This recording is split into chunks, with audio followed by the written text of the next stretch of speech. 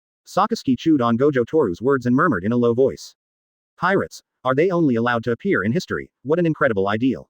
What's your name? He asked suddenly. Advertisement. Gojo Toru. After answering, Gojo Toru clenched his fist. Okay, the quiz game is over. I'm almost freezing. Sakazuki. Sakazuki raised his lips slightly. Don't worry, you will be too hot to take off your clothes soon. Bah, lousy doesn't like men. Gojo Toru shouted loudly and rushed out with his fists, and in the blink of an eye he was in front of Sakazuki. The air around Sakazuki was boiling, and he threw out a heavy punch wrapped in armed color domineering. Boom. The two men's fists collided again, their sleeves fluttering, and the blast of air from the collision instantly blew away the surrounding ground. Sakazuki looked relaxed and made a rare joke. Lousy doesn't like it either. Drink. Sakazuki roared, and the strength in his fist suddenly increased, and in an instant he blasted Gojo Toru away with unstoppable momentum. Dot dot dot dot dot dot.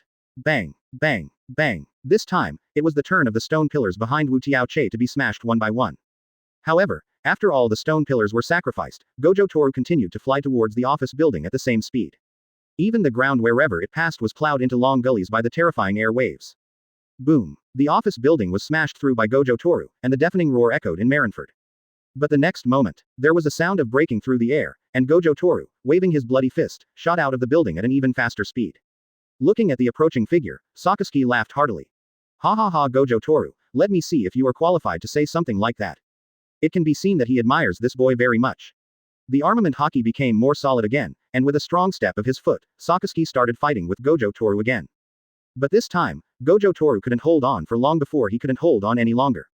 No matter how flexible and varied his physical skills were, he could not break Sakazuki's armament Haki. But Sakazuki could break his defense with just one punch. Soon, Gojo Toru's hands became a bloody mess. Sakazuki knocked the opponent back with another punch, but did not pursue him.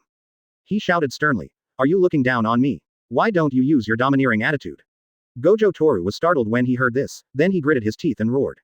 "I look down on your sister. Lousy can't do that." Quote. Quote. Ha. Sakazuki's mouth was slightly open, with an expression of, "Are you kidding me?" on his face. With such a strong physique and strength, you tell me you can't be domineering. Isn't it just domineering? Gojo Toru spat out a mouthful of blood foam and smiled proudly.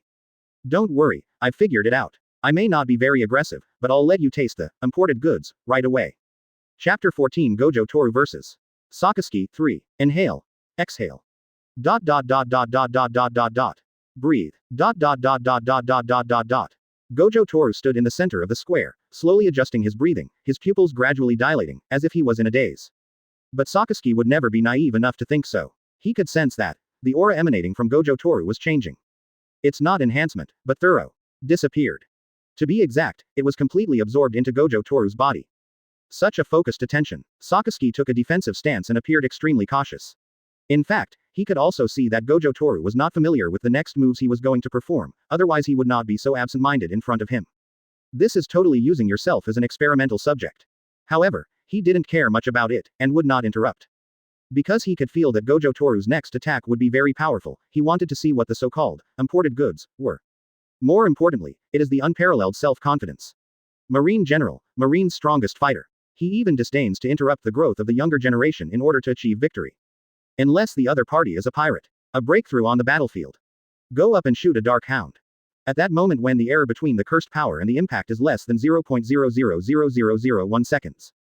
The memory flashed through his mind quickly, and when he felt a hint of inexplicable feeling, Gojo Toru finally moved. The ground beneath my feet cracked silently. In an instant, only a slowly dissipating afterimage remained of his figure. In full view of the public, disappear from everyone's sight. Just a moment. Gojo Toru, with an expressionless face, appeared in front of Sakazuki. All those who witnessed this scene only had one word in their minds at this moment. Quick. Faster than ever. Faster than any previous fight between the two. And when Gojo Toru appeared before him without any warning like a ghost, Sakazuki couldn't help but feel a slight tremor in his heart. How is that possible? However, although he was surprised by the opponent's speed, Sakazuki's reaction was not slow at all. After determining that this attack was difficult to avoid, he immediately concentrated all his domineering power on his arms and crossed them in front of his body to block. As for defense, of course, the 6 styles are indispensable. Iron. At this moment, he believed that with his current defense, even if Teacher Zephyr came, it would take some effort. Not to mention this teenager who was so young that he committed a foul.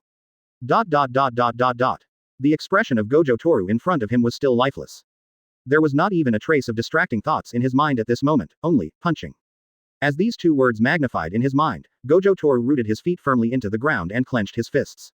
Advertisement. Space will be distorted. Suddenly.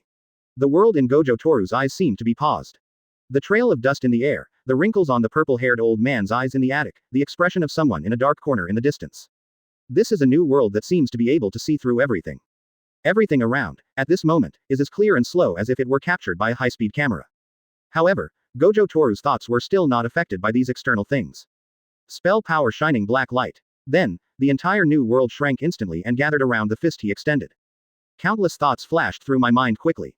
The next moment. ... Black flash. A voice without any emotion spread throughout the scene. What followed was that countless terrifying black lightning suddenly burst out from Gojo Che's fists, so unscrupulous. With unrivaled force, the fist came down with a loud bang. Bang. ... How is that possible? Just after touching the opponent's fist, Sasuke's pupils suddenly contracted. Unstoppable. Absolutely unstoppable. The observation Haki was warning me frantically in my mind. But before Sasuke could figure out how to respond, his arms covered in armed color could only hold out for less than a second before being blasted away by Gojo Toru. The defense collapsed instantly. The black lightning like a thunder dragon destroyed everything around the two people.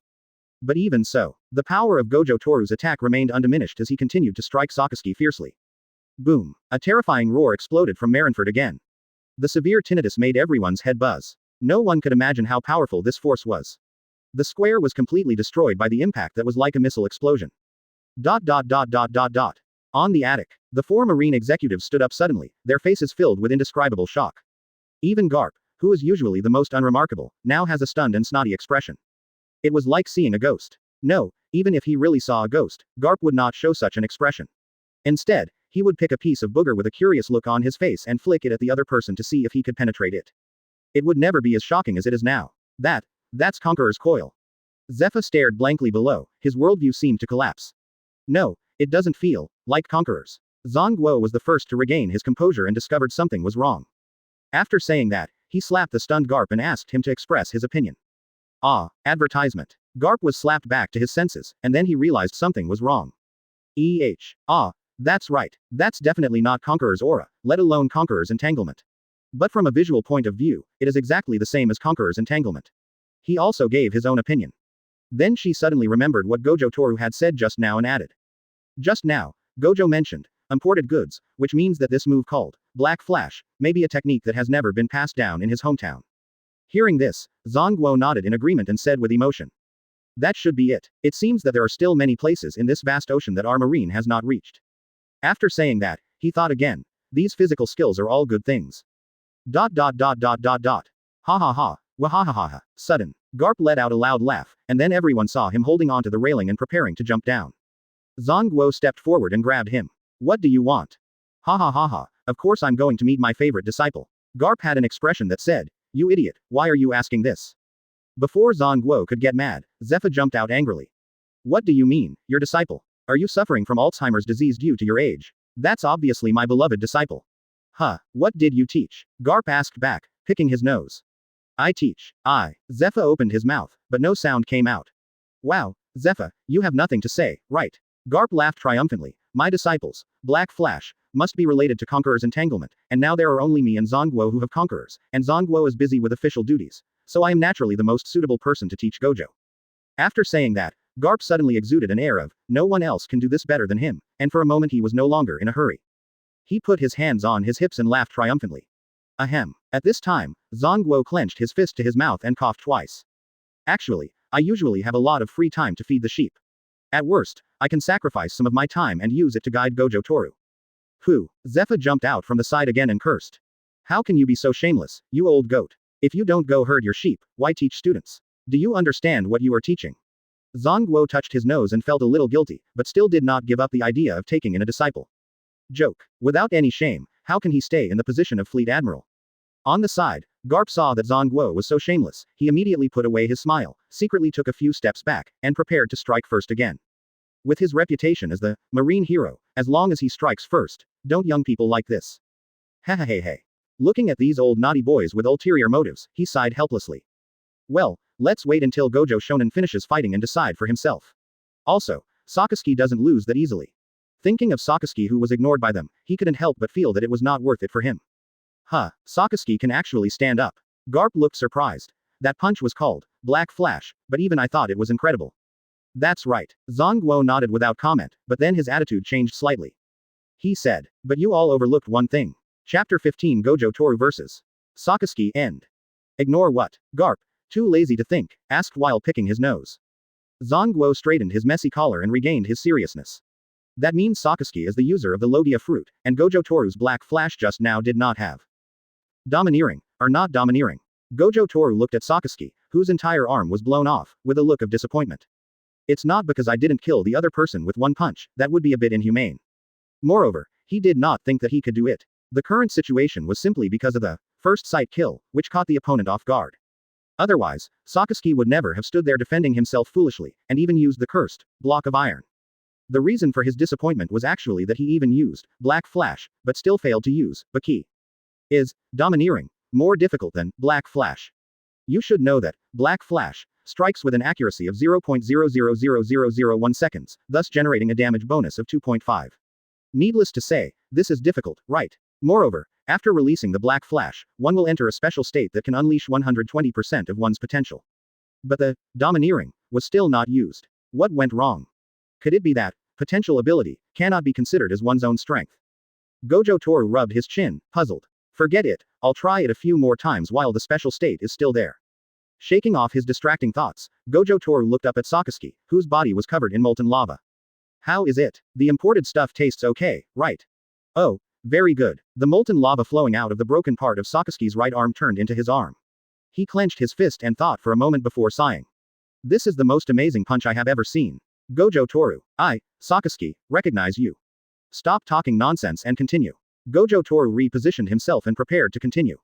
I never need recognition from others. It's more attractive to treat me to a drink and a meal after the fight. Quote. No problem, I just had the same idea. Sasuke curled the corners of his mouth. Gojo Toru burst out again. Then make a quick decision. Boom. Boom. Black lightning and scorching magma collided on the ruins at a speed that was difficult for ordinary people to see with the naked eye. At this time, the Marines watching were so surprised that they were speechless. They usually dare not dream of such a scene, but now they see it with their own eyes in reality.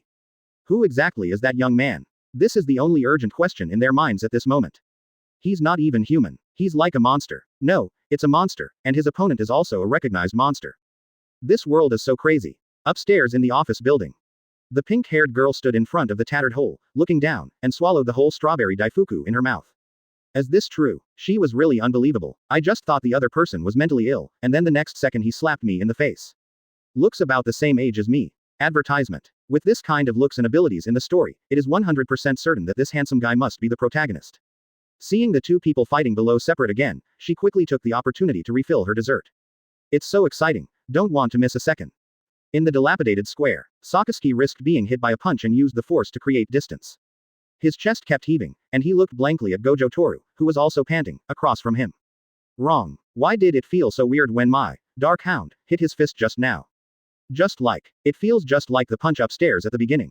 No harm at all. Sasuke frowned and asked his doubts. What's wrong with you? Why do the attacks seem to miss you? Finally found it. Gojo Toru grinned. Because you really didn't hit it. Impossible. Sasuke's tone was particularly certain. I definitely bumped into you, there was no misjudgment. It feels like you hit it, but in fact, what you touched is the infinity between you and me. Gojo Toru raised his index finger and shook it in a pretentious manner. After hearing the conversation between the two, everyone was a little confused. What does it mean to feel like you hit the target but actually miss it? Also, what is infinity? Zongguo on the rooftop also looked at Zephyr with a puzzled look. What does he mean by that? What are imported goods? How would I know? Zephyr said angrily. I am not a worm in his stomach. At the same time, I thought, if I had known this in advance, I would have taken it out and shown it off, and you old bastards would be so jealous. But, does this kid have so many hidden cards? Infinite. Is the infinite fruit he mentioned real? Go back and check the fruit encyclopedia. Hehe, I think you should stop misleading the young people. Garp cast a disdainful look at Zephyr. I don't know anything when asked. That kid is so talented, but he has been on your ship for so long and he still hasn't learned Haki. You still call him a teacher. Ha, you are not worthy to say that to me. Look at what Kuzan has become in your hands. Can Kuzan blame me for that? It's all the fault of the old goat who gave the order. Zephyr thought for a moment and said, that's right. It's all your fault that such a cheerful genius has turned into a block of ice now, old goat. As they were arguing, the two suddenly united as one and glared at Zongguo with righteous indignation. Hey, why are you still pulling me into this? Zongguo felt very aggrieved, those were orders from the world government. I was just a tool of the fleet admiral to pass on messages. I couldn't bear to see Kuzan become like that. Hearing this, Zephyr and Garp looked at each other, then said disdainfully. That's your fault too. You won't say you have Alzheimer's disease and forgot to give orders. That's right, old goat. When you get old and become demented, you should be aware of your dementia. Quote. Zongguo stared at the two of them in amazement, unable to believe his ears. Then, the golden light possessed the body and the Buddha revealed his true form. Do you two old guys want to get beaten? Huh, did I hear you right, Zephyr? What does this moldy old goat sitting in the office want to do? Garp picked his ears. Haha, it seems that I have been retired for too long, causing some people to forget the name of Black Arm. Advertisement. You two bastards, stop talking nonsense. Are you scared? Ha, afraid of you. I've been disliking your pockmarked head for a long time. Come on, I'll take down your golden statue and give it to my beloved disciple as a gift. Quote exclamation mark quote. Two bastards. Buddha blaster. Boom. Old goat, you are serious. Fist bone impact. Boom. My nose. B asterisk asterisk asterisk asterisk asterisk D. Black arm smashes it. Boom. Dot dot dot dot dot dot. Staff officer he, who had evacuated the battlefield in advance, sighed deeply as he looked at the three people fighting, and helplessly held his forehead. What's going on today? Dot dot dot dot dot dot. On the ruins. What's the meaning? After hearing what Gojo Toru said, Sakazuki's face became even more confused. Well, I'll just show you. Gojo Toru walked straight up to him, raised his hand, and looked innocent. Put your hand over here. Quote dot dot dot dot dot dot quote. Sakazuki had a blank expression on his face and suddenly felt a chill. Come on, come on. Gojo Toru waved his hand and said temptingly, come on, come on, come on. Quote dot dot dot dot dot dot quote. Sakazuki hesitated for a while, then he suppressed the strange feeling in his heart and moved his hand forward. But when the palm was about to touch the other person, it suddenly stopped, as if there was an invisible wall between the two people, and the palm could not move forward even a little bit. Sakazuki's pupils suddenly shrank. Look, Gojo Toru pointed at the space between the two palms. Unconvinced, Sakazuki used his domineering power and exerted force again, but his palm still stopped in midair. Stay within reach, unable to touch. As this, infinity. Gojo Toru explained. Rather than stopping, it's more like the closer it gets to me, the slower it moves, so it can never touch me. Hearing this, Sakazuki didn't know how to start for a moment. Isn't this invincible? At least, this is the case for him now. His current domineering power cannot break through that infinity at all. Okay, no more fighting. I can't beat you now. Gojo Toru withdrew his hand, took out his sunglasses and put them on again. Your infinity seems to be invincible no matter how you look at it, right? Sakazuki was stunned. Gojo Toru glanced in a certain direction under his sunglasses, and then said weakly. It's very brain intensive, okay. If I maintain it for a long time, I'll be exhausted to death before I'm beaten to death by you. As he said this, he put his arm on Sakazuki's shoulder, and blood smeared all over him. Hey, he's quite tall, I can hardly reach him. Hey, I heard you use your ability to unlock infinity. If you don't bring enough money for food, I will get mad. Sakazuki glanced at him sideways, and seeing that he looked really tired, he gave up the idea of continuing the fight. Then, he shook off his arm, walked over to pick up the cloak not far away, and walked out. It's your choice. Great. Gojo Toru jumped high and cheered, then hurriedly trotted after him. Chapter 16 New script begins serialization. Damaged attic. The three old men looked at each other angrily, each with some battle scars on his face. Zongguo felt the pain in his mouth and forced a smile. Two old guys, 2 against 1 and I beat you like this, do you know how to play? Bah, that's because I'm not serious with you, said the blue-eyed Garp disdainfully. Do you think I'm serious? Haha, I'm only 1/10 of my strength. Tisk, did I break your mouth by hitting you with 1/20th of my strength? 30% of this old man. Quote dot dot dot dot dot dot quote. On the side, Zephyr tilted his head back with paper stuffed in his nostrils, ignoring the two childish guys. He looked at the crane who had just returned and asked, as the fight over. Who won? He nodded and shook his head. There was no result, but the Gojo boy said that the infinity couldn't be maintained for too long, so he voluntarily admitted defeat. Quote. Yes, Zongguo came over at this time and analyzed. That ability is indeed too invincible, so it is normal that it consumes a lot of energy. They just heard teacher Yi Dian Wu Tiao's lecture. I don't believe there is any invincible ability either. Garp took out a pack of senbei from somewhere and asked while eating. Kacha, where's that kid? Kacha, let him come up, I'll try using my high-level domineering power, Kacha Kacha. He rolled his eyes at him. When you got a black eye, they went to eat. Really? That's fine, snap, snap. After listening to the conversation, Sengoku no longer paid attention to Gojo Toru. It was useless to pay attention to what he said in public today. He was just a small fleet admiral, and all he could do was try his best to block it. Look at Gojo Toru himself. Sighing, his attention was suddenly drawn to Garp.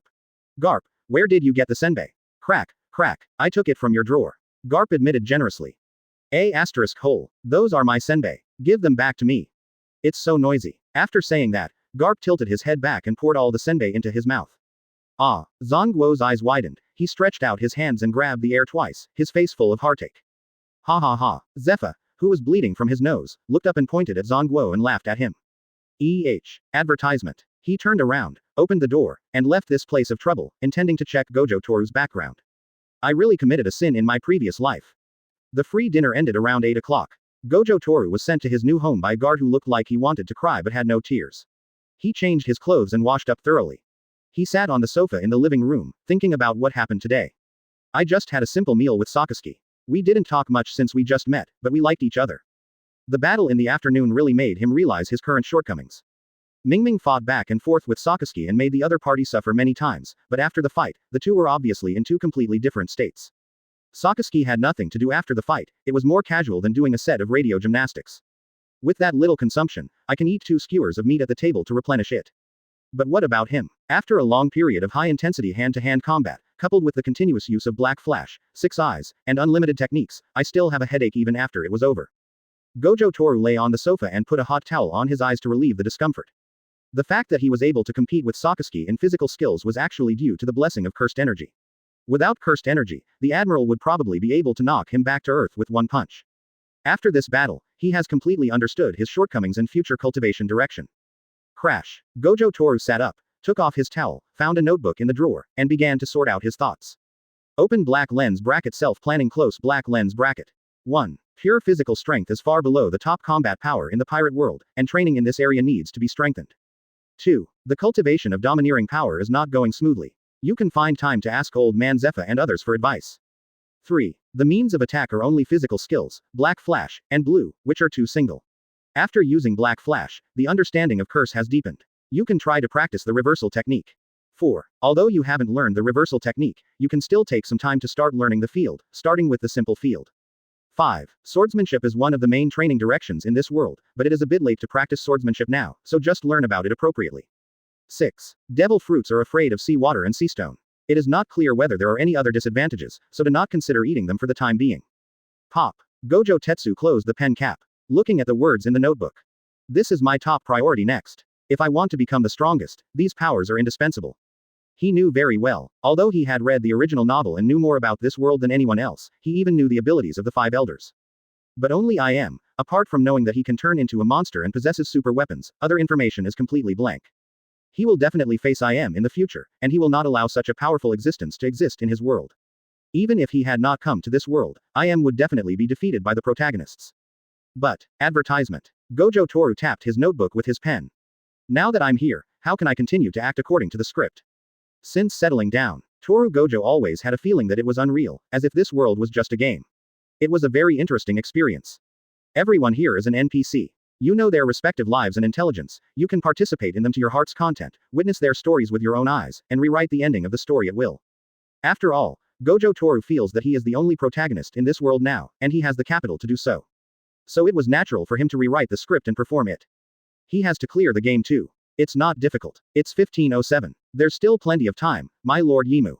Crash. Gojo Toru turned to a new page in his notebook and wrote on it. Open black lens bracket clearance plan close black lens bracket.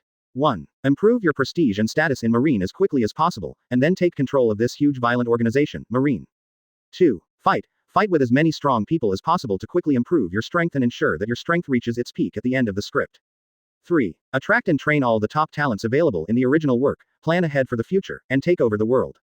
Well, no matter what you do in the extraordinary world, you can't avoid power in the end. But there is plenty of time for development, just take your time. The pen suspended between Gojo Che's fingertips spun rapidly. There shouldn't be any big problems with this customs clearance process. It's just that the details still need to be worked out, and this has to be done slowly. After all, the future has quietly begun to change since he went to sea. To be honest, anime is anime and reality is reality. He has no feelings for this world and he doesn't think he is a good person. He only cares about people who are close to him. He may have a filter for the characters he liked before, but he will never rush to get close to them. His concept of good and evil in this world is very vague, so even if it is a villain like Doflamingo, he can feel at ease to include the other party in his plan. Besides, that guy probably hasn't become a big deal yet, so he hasn't made any big mistakes. So future contacts won't be so conflicting. But if it gets in the way, he will also mercifully send the other person into reincarnation. Glancing at the clock on the wall. 2055. Since he no longer had entertainment devices such as mobile phones and computers, Toru Gojo has transformed from an incurable night owl to an oddball, who goes to bed early and gets up early. Well, from the perspective of the original world, that is correct. I have to find an expert to develop in this direction in the future, otherwise it will be too boring. Gojo Toru burned the 2 pages of paper he had just written, rubbed his swollen head, turned off the lights, went to bed, and closed his eyes. Chapter 17. Shameful Gion. Drip, drip, drip, drip, drip. Toru Gojo reached out his hand from under the quilt, turned off the alarm clock, and then quickly retracted his arm. The time is 7 o'clock in the morning. Maybe it's because the weather is getting cooler, or maybe it's because I haven't slept so comfortably in a long time. Don't want to think. Gojo Toru buried his face in the quilt and moved left and right on the bed, letting the quilt wrap around him even more restrictively. But it seems that I have an appointment with Gion to train today. Forget it, forget it. Gojo Toru seemed to leave no room for himself. He resolutely threw away the quilt and sat up. You are so amazing for doing things you don't want to do, Gojo Toru. He raised his hand and patted his shoulder. The ability to praise himself appropriately is also one of his rare qualities. I rubbed my eye frame, brushed my teeth, washed my face, put on my clothes, and put on my sunglasses in front of the mirror. It was still a handsome day. Carrying the garbage cleaned up last night, Gojo Toru went out. If I remember correctly, I started school at about this time before. It was even earlier in high school. It's really hard to be a student in my hometown. My temples were still slightly swollen after rubbing them. He suddenly felt as if he had just finished a whole set of college entrance examination papers, had just slept for 2 hours, and was walking to the classroom. Masaka, the essence of the world is early 8. I'm on 8 a.m. Just after getting up, Gojo Toru's thoughts are always like vines and weeds. It may be a problem left over from living on a deserted island. Boy, have you had breakfast? Just after throwing the garbage into the trash can, Gojo Toru heard a voice. He looked around and saw no one. Then he put his head in the trash can. Idiot kid, where do you think I am? Bang. When Zephyr, who was smiling, saw Gojo Toru's actions, he was so angry that he dodged behind him and punched him with his hand. It hurts, it hurts. Gojo Toru squatted on the ground holding his swollen head and cried out in pain. After a moment, he chuckled. Old man got up so early, do you want to go to the park to practice Tai Chi? Huh, what Tai Chi? It's a physical skill that strengthens the body and prolongs life. Old men and women in our area are still practicing it in their 80s and 90s. Gojo Toru lowered his voice and spoke mysteriously. Hearing this, Zephyr subconsciously refuted. No matter what kind of physical skill you use, it will cause some wear and tear on your body. How can there be a physical skill that can prolong your life? But after he finished speaking, I was unsure about the answer and put a question mark in my mind. The main thing is that the physical skills that this kid demonstrated yesterday have already astonished these old men. Who knows, there might really be some physical skills that are so effective. However, years of common sense still made him a little skeptical. But if it really exists, it is indeed a rare good thing. Hee. Gojo Toru didn't explain, want to learn. Give me a cup of tea and I'll teach you. Bang. Ouch. Gojo Toru held the other half of his head and squatted on the ground again. Old Purple, what are you doing? Don't be disrespectful, I am the teacher.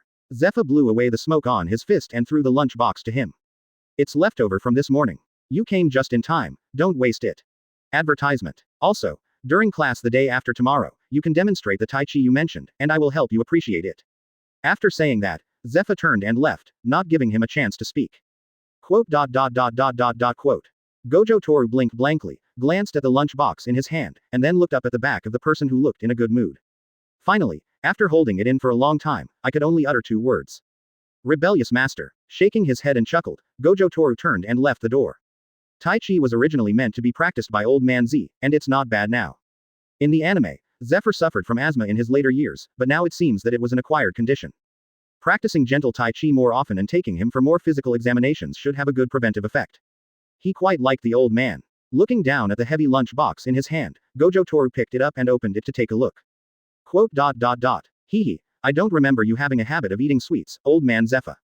The whisper is so faint that no one knows when it will melt in the morning breeze. After walking for more than 10 minutes, Gojo Toru arrived at the female soldiers' training camp.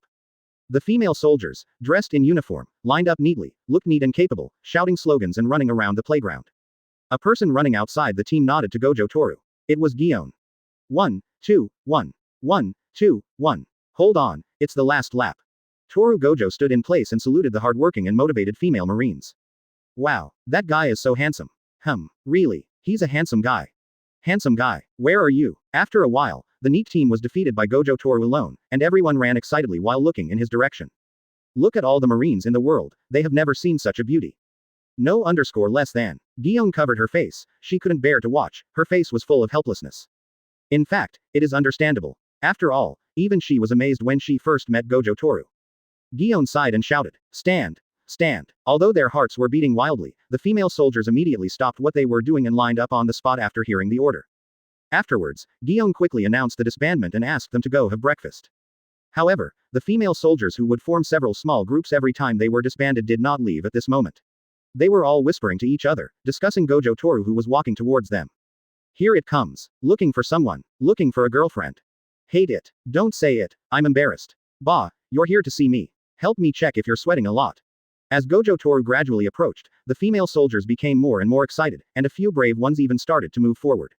But the next moment, Gion's sister, Gojo Toru smiled and waved to Jiwon. Quiet. The scene instantly fell into deathly silence. Gojo Toru. Katakana middle dot. What's going on? Advertisement. Next second.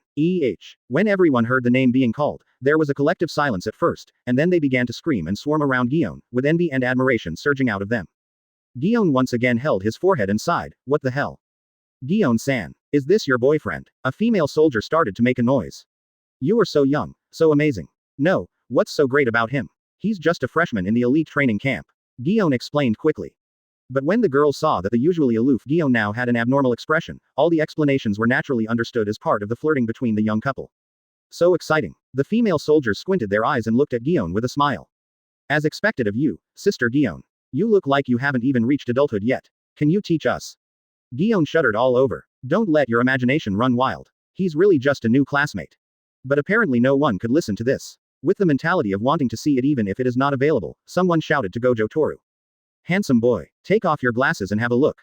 Hearing this, hee. Gojo Toru chuckled, then instantly put away all his nonsensical expressions, elegantly raised his hand to take off his sunglasses, and struck an extremely contrived pose. Wow, the female soldiers suddenly burst into excited exclamations. Oh my god, he's really a handsome guy. Super long eyelashes. Everyone stared with eyes wide open, not missing any details. Hi, ha ha ha, Gojo Toru seemed to be standing on a catwalk, constantly changing his poses towards the audience and laughing in triumph. Hey, stop playing, Gojo. Gion took 2 or 3 steps with his long, straight legs like jade, squeezed into the T-stage, grabbed his wrist and dragged him out. Wow, the female soldiers laughed mischievously. Slow down, slow down. Gojo Toru raised his other hand and picked up the lunch box. You haven't had breakfast yet, it's still hot from the pot, do you want to eat together? Hearing this, Gion looked at him in disbelief. Then I found that this BCH was trying hard to hold back her laughter with her lips pursed. Quote. Wow, that's so unfair, Gion-san. That's right, there's even a homemade breakfast. This is simply cheating. Little brother, come to my room. I will make you a loving breakfast too. Gion's face turned red with shame, and she quickened her pace. She lowered her head and rushed out dragging Gojo Toru with her. 2 long grooves were left on Gojo Tetsu's legs. He turned his head and smiled, waving at the group of female soldiers. Gome, now is Sister Gion's exclusive time. Girls. Oh, Gion's skeptical smiley face underscore. Baka. Boom. Chapter 18 Monster-like talent. Hey, your female soldiers training camp is really enthusiastic. After being dragged all the way to the empty indoor training ground, Toru Gojo said with a smile on his head with a big bag on his head. Shut up you idiot, I shouldn't have let you come. Gion put his hands on his hips and stared at him like a rabbit with red eyes. Sister, he originally asked me to help run the training camp for female soldiers. Now that it's done, how can I have the nerve to come again in the future? When you go back, they will definitely keep asking about you. Hey, I was wrong. Toru Gojo apologized perfunctorily, spread his hands and said helplessly. If being good-looking can be considered a crime, then I really have to commit seppuku 100 times to apologize. Please have mercy on me. As he said that, he pulled a table from the wall, opened the lunchbox and set it up, and invited Gion to come and eat with him. Snort. Gion crossed his arms and snorted, moved the stool further away, and then sat down. Why do you feel like a little girl? Gion looked at the food on the table and stared at Gojo Toru suspiciously. You did this. No, I just met old man Zephyr and he said he would give me the leftovers. Gojo Toru couldn't wait to take out his chopsticks and poked at the table. He picked up a piece of sushi covered in honey and threw it into his mouth. Then his eyes suddenly lit up and he nodded to Gion to try it. Nonsense, I've never seen Teacher Zephyr eat sweets in the morning.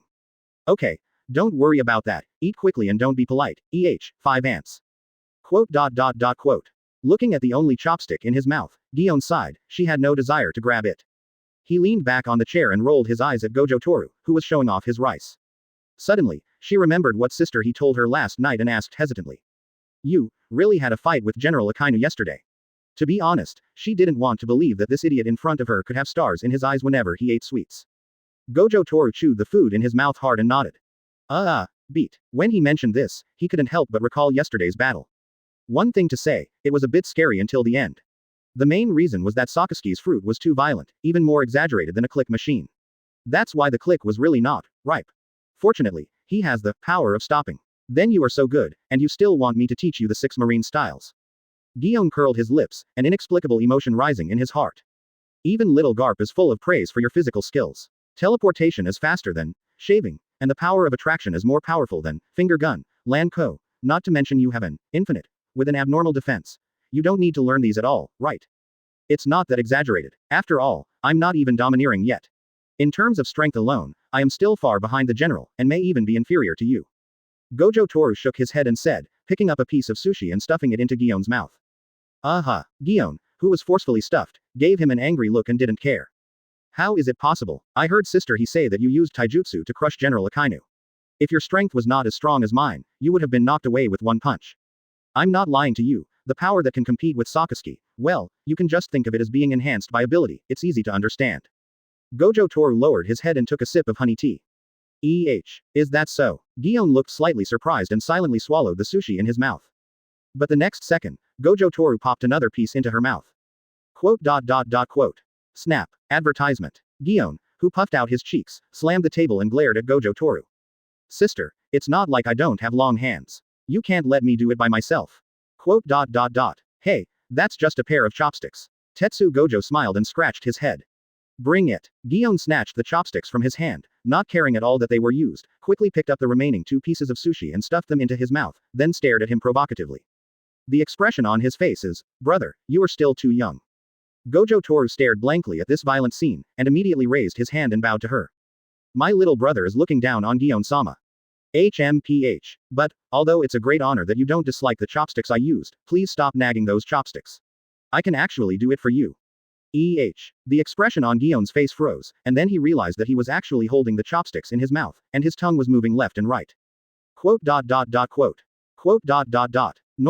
Noisy. It's so noisy. Come over and train as soon as you're full.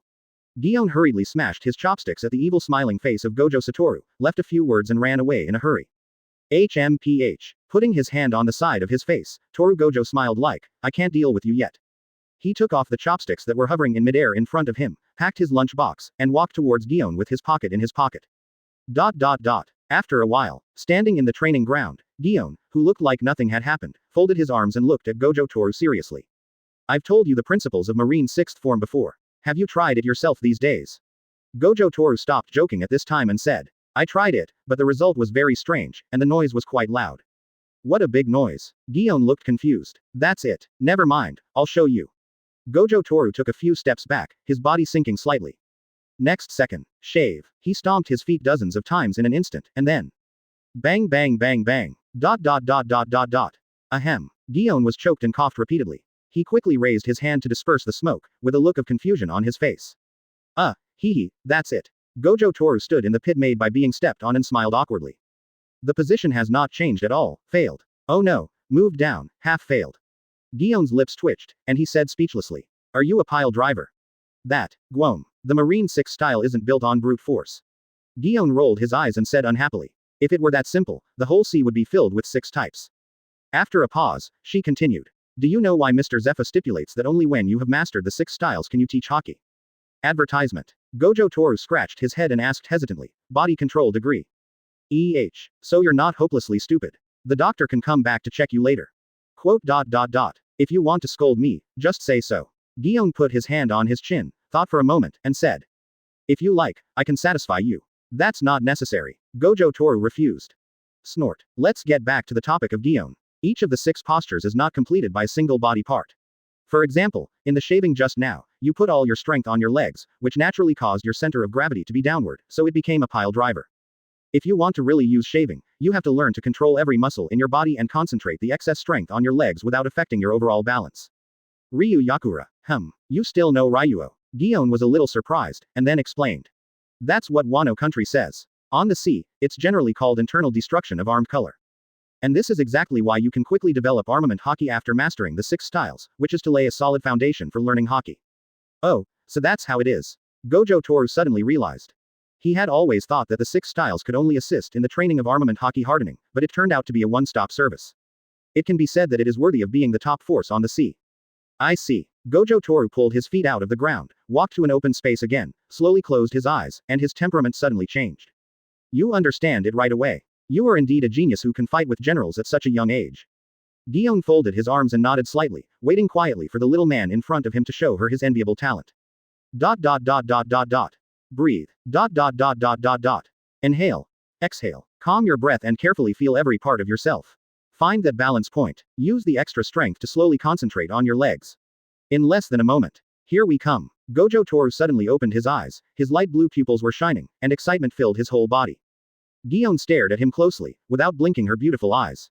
Next second, shave. With great confidence, his legs, which looked like they were brand new, stomped the air quickly again. There's hope. Gion's fingertips sank slightly into his palm.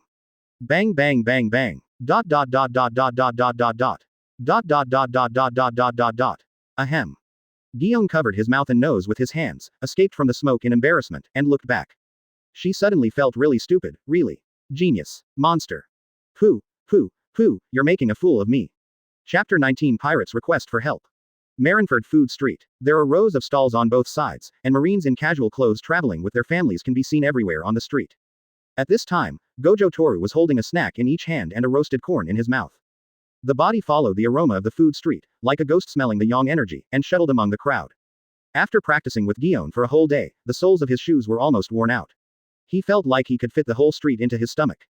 However, although I was a little tired, the gains at the end of the day were still quite good.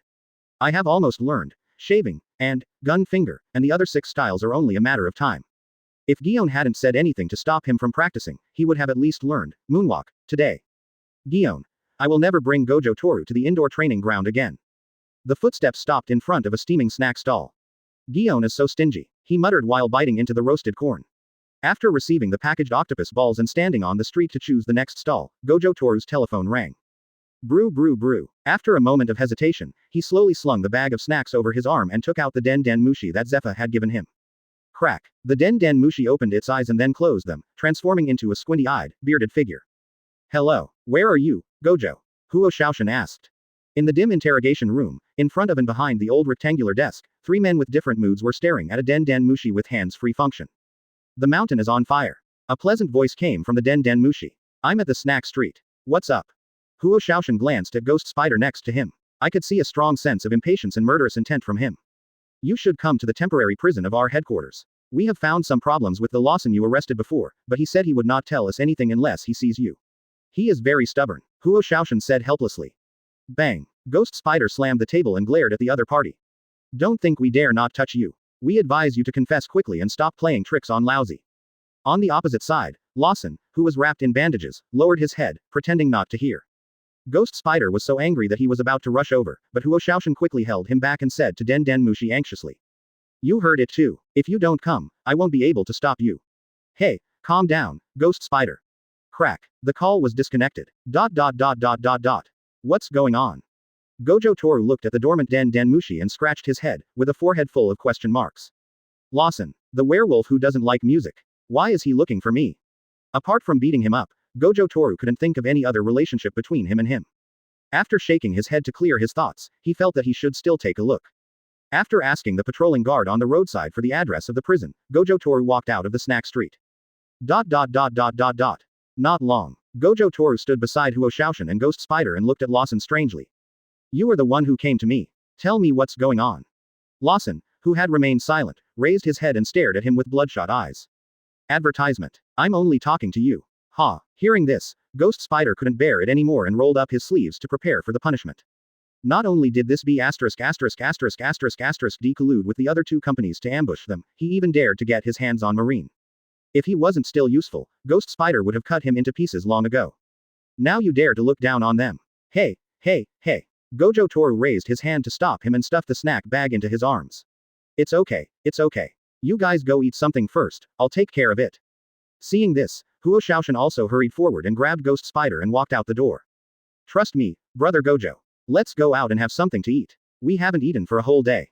Snort. Seeing that both of them said this, Ghost Spider didn't want to continue to get angry, so he glared at Lawson before leaving. Wait for them to leave. Gojo Toru paced slowly in the interrogation room, looking around. Lawson's gaze also swept around the interrogation room. Finally, he saw Gojo Toru walk up to a surveillance den Mushi and knock on it. Hello, can you hear me? Turn off the surveillance first. After a few seconds of silence, the surveillance den Mushi in front of him slowly closed its eyes. Gojo Toru nodded, walked to the table and sat down, his two long legs draped over the table with a thump. Tell me, I am sincere enough, right? You Marines, are you really not going to harm civilians? Lawson asked in confusion. Of course, a righteous Marine. Gojo Toru seemed to be joking. But you don't have the final say on whether you are a civilian or not. We have to investigate before we can decide. What, are you actually a powerless civilian? Of course not. Lawson shook his head in self-mockery. But the next second, he looked at Gojo Toru with a face full of sorrow. If I confess, can you save my wife and son? I promise. They haven't done anything bad. They don't even know that I was a pirate. Please, Marine brother, please. Please save them. At the end, Lawson suddenly seemed to collapse, and kept begging Gojo Toru with tears streaming down his face. Wait. Gojo Che retracted his legs and shouted to stop them. Hold it back, lousy. Talk one by one. I ask you questions, do you understand? Hearing this, Lawson wiped his face, calmed down his excited emotions and nodded. What the hell is going on? Gojo Toru rubbed his temple and asked, was your family kidnapped or killed? Kidnapped, Lawson said sadly. So you want to say that everything you did before was coerced? That's right, Lawson explained. I understand that the dream of One Piece is too illusory, so since my wife gave birth to a child, I disbanded the pirate group, hoping to live a stable life. But those damn guys. They actually captured my family and threatened me that if I didn't help them swallow up the Iron Blood Mafia and the Ward family, they would kill my family. It's not like I didn't try to save them, but I'm no match for them. After hearing this, Gojo Toru put his legs on the table again and said unhappily. Why didn't you call the police immediately when you were in trouble? Do you regret it now? Lawson on the opposite side was stunned by the question. He even forgot to wipe his nose, and a big crystal bubble kept shaking in front of his face. Advertisement. What, you don't trust the police? Lawson shrank his neck when he was yelled at, and stammered. But I'm a wanted criminal. Marine will definitely not let my family go. Hearing this, Gojo Toru was silent for a moment, blinked his eyes, then suddenly realized what was going on and punched his palm. So this is Marine. Gosh, I'm used to it, ha, it's my problem. Lawson swallowed and dared not say a word. Ahem. Gojo Toru coughed twice to change the subject and asked his own question. But I'm also a Marine, why are you looking for me specifically? This. Lawson avoided her gaze and clicked his fingers under the table. Because I think you are a good person. Quote. To be honest, it's really disgusting to be told such things by a grown man. Gojo Toru was indeed disgusted. Goosebumps instantly rushed from the soles of his feet to his forehead, and he felt numb. He really didn't expect it. His first good guy card in this world. It was sent to him by a man. Why? This was the only thing he wanted to know at this moment. Lawson carefully observed his expression before saying. Because this is the first time I've seen a Marine who doesn't charge money. You didn't even have the slightest idea about the billions of Baileys in my safe, so I think you are different from other Marines. How many? Gojo Toru jumped up instantly. How much did you say? Over $1 billion. With this much money, I can eat desserts from all over the world a dozen times. Confiscated. I actually confiscated it. Thump. He suddenly fell to his knees on the ground, and his whole body gradually began to fade. Well, Lawson looked at the dying Gojo Toru blankly and asked tentatively, Brother Marine, are you okay? Gojo Toru. Angle just let me die for a while. A few minutes later. From grief-stricken to numb, Gojo Toru sat back in his chair. The lifeless eyes stared at the opposite side. I'll pretend I didn't hear what you just said, and you should pretend you didn't say it either, okay? Oh, okay. Lawson nodded quickly. Well, let's continue.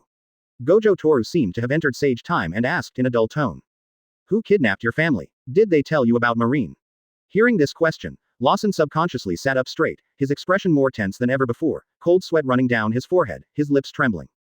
Don't give lousy this shit. If you have something to say, just say it now. You're acting like you're in a movie. Gojo Toru slapped the table with an extremely annoyed expression. Yes, it's Don Quixote. It was them. They told me everything. Lawson seemed to have exhausted all his strength and shouted tremblingly. It's all Don Quixote's doing. Chapter 20 Dover. What kind of eyes are those? Don Quixote family. Hearing this name, Gojo Toru was a little surprised. Shouldn't Doflamingo still be a gangster at this point? With such rapid development, have they already begun to expand their influence outward? Gojo Toru sorted out his thoughts a little. In fact, he had met Doflamingo's men yesterday, when they were sparring with Sakazuki. When he entered the special state of Black Flash, he looked closely and saw Virgo in the chores. Although she was much younger than in the anime, he could definitely confirm that it was the other person. At that time, the guy was using a camera to take secret photos. After it was over, he didn't bother him. He was just an errand boy, and he didn't bother to pay attention to him. He also specifically revealed the current flaws of Infinity, and his purpose was to let him spread the word and see if he could give him some experience packs. And cast a wide net. With such a large marine force, there must be more than one spy named Virgo. Not to mention the world government, there must be quite a few spies sent by Big Mom as well. Otherwise, her intelligence wouldn't be so extensive. The mission of the elite training camp this time must be confidential. He didn't even think about Virgo. How could he get access to such information? As a result, I was the one who made the mistake. Virgo is a very capable guy. Gojo Toru made a note of him in his little notebook. It is unforgivable that you pretended to be a big shot but ended up failing. Doflamingo also puts him on record. When the time comes, I will blackmail him crossed out and make him pay for mental damages. Hehehehe. Quote. Lawson looked at Gojo Toru, who was sometimes giggling and sometimes angry, with a strange expression. Marine, are you okay? As if he was afraid that Gojo Toru would reject his request, his tone was particularly reserved. Hearing the voice, Gojo Toru withdrew his thoughts and then looked up at Lawson. How do you usually keep in touch? He asked. Lawson immediately replied. Except for confirming my family's information, I rarely contact them. I use the Den Den Mushi to communicate with them. What about Den Den Mushi? I had it with me at the time, but it was gone when I woke up. It must have been confiscated by the Marine. Gojo Toru nodded. Can I still contact Doflamingo using the Den Den Mushi now? Lawson frowned slightly, a little uncertain. I don't know, but he must have known that I was arrested. Okay, from now on just cooperate with me and operate the sewing machine. Gojo Toru stood up and walked out. Hey, Lawson got anxious when he saw this, and ignored the sewing machine, then my family. I know, I'll keep an eye on your family. After saying that, Gojo Tetsu left without looking back. Wait until silence returns to the interrogation room. Crackle, clackle, Lawson, handcuffed with sea stone, slumped in his chair. He smiled and shed tears, feeling relieved. Advertisement. Thanks. Inside the monitoring room, the screen of the Den Den Mushi has turned on again. On the side, Gojo Tetsumasa, Huo Shaoshan, and Guiju were eating the still hot snacks. How about it? Do you know who the spy is? Ghost Spider couldn't wait to know the answer. Huo Shaoshan also cast his gaze over here, but Gojo Toru couldn't see him. It seems that I can't act according to Huo Shaoshan's eyes when I go on missions in the future. Having found a little fun in his heart, Gojo Tetsu said. A cleaner happened to hear the mission information. He and Lawson were childhood friends. He accidentally let out some information while chatting on the phone. In the end, Lawson didn't want to implicate his childhood friend, so he didn't dare to tell you. Then he happened to remember that I was very handsome and thought I must be the most righteous person in the Marines, so he wanted me to help his childhood friend avoid going to jail. Quote. That's it. He felt a little thirsty while talking, so he took a sip of honey tea. Ghost Spider. Fire Mountain. The two men's mouths twitched wildly after hearing this, and they wanted to poke a few holes in his body with bamboo sticks immediately. Huo Shaoshan gathered his emotions for a moment and said slowly. Let's not talk about how many holes there are in your ridiculous story. I just want to ask you, what you just said means that we are ugly. Ghost Spider's eyes were fixed on him. Gojo Tetsu's hand froze as he was trying to pierce the octopus ball. He gave a wry smile and began to argue. That's not what I meant. I meant, hey, don't leave. Wait, that's really not true. He quickly pulled the two of them to sit down again and handed them the skewers. Ghost Spider said angrily. No cleaning staff can enter the confidential area of the headquarters. The cleaning there is all done by internal staff. If you make up a story, at least make one that can scare us. Fire Mountain. Ghost Spider is right. Gojo Toru patted the two on the back with a stiff smile. Okay, it's not that I don't want to tell you, but I have to report this to old man Zephyr first, and then I'll decide based on the situation. But it's best if you don't know. Is it such a big deal? Ghost Spider was a little surprised. The same expression applies to the burning mountain.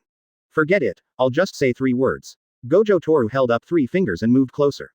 Just tell me what you want to say. Don't just say 3 words, say 300. A celestial dragon. Quote. Quote.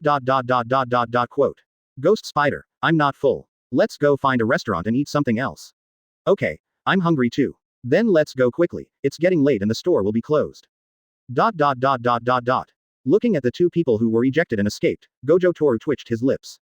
So sincere. Seeing that the 2 men disappeared after a few steps, Gojo Toru hurriedly called out to them. Hey, do you have the Den Den Mushi that I confiscated from Lawson? I want to take that with me too. His Den Den Mushi. Yes. Huo Shaoshan immediately pulled out a Den Den Mushi from his arms, and threw it over to him as if it were a hot potato before he even got to Gojo Toru. Advertisement. After finishing the job, he turned around and disappeared with the Ghost Spider. Gojo Toru rolled his eyes speechlessly and pouted. Is it that scary? You are so lame. If those two people heard this, they would definitely give advice like, you are still too young. Anything that has anything to do with the celestial dragons will definitely become the most troublesome thing in the world. All I can say is that a giant centipede crawling on the back of your feet is not only biting but also disgusting. Of course, even if Gojo Toru heard this, he wouldn't care. Apart from anything else, he is a nation of great foodies.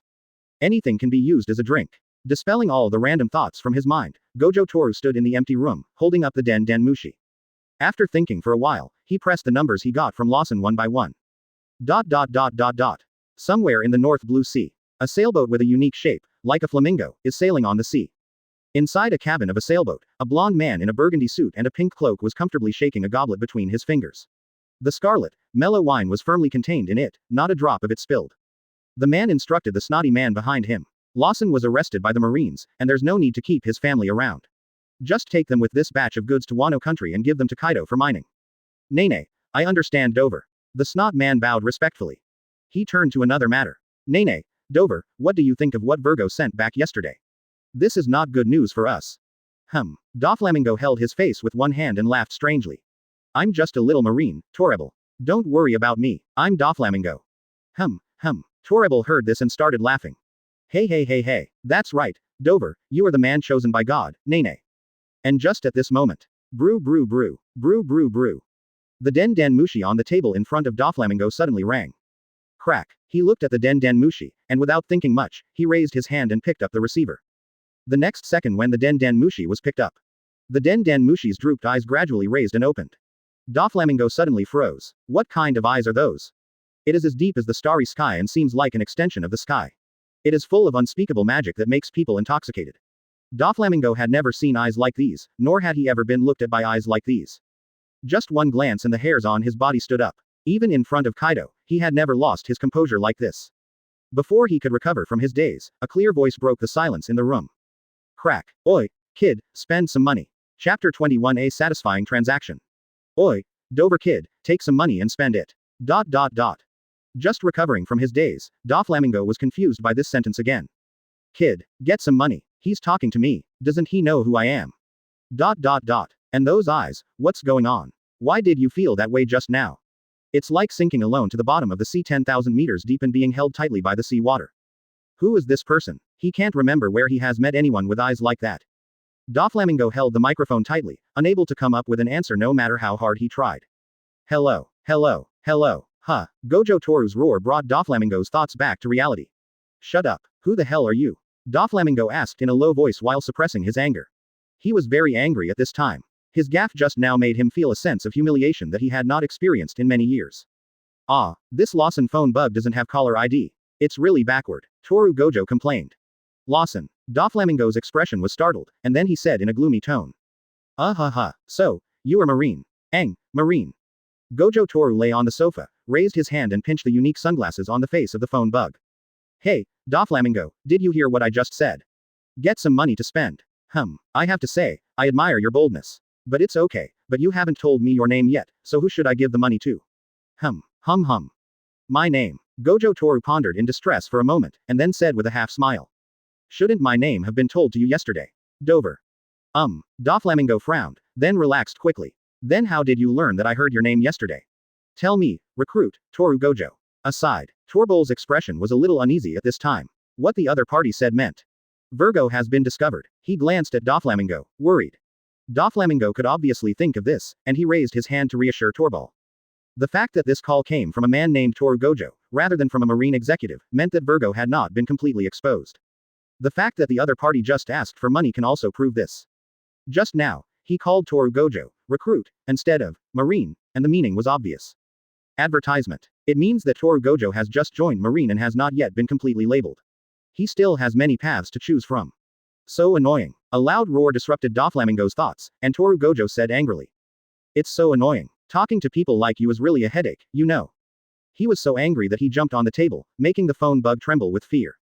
Where do you think I know this from? How can I tell you this? I have the brains to go clubbing. Is it difficult to understand what I'm saying? What are you talking about in a roundabout way? Just 2 words. Make money. Doflamingo. Torapal. This guy, why does he act so unconventionally? They thought it would be a hearty negotiation. Dover leaned forward with his elbows on his knees and was already in the mood.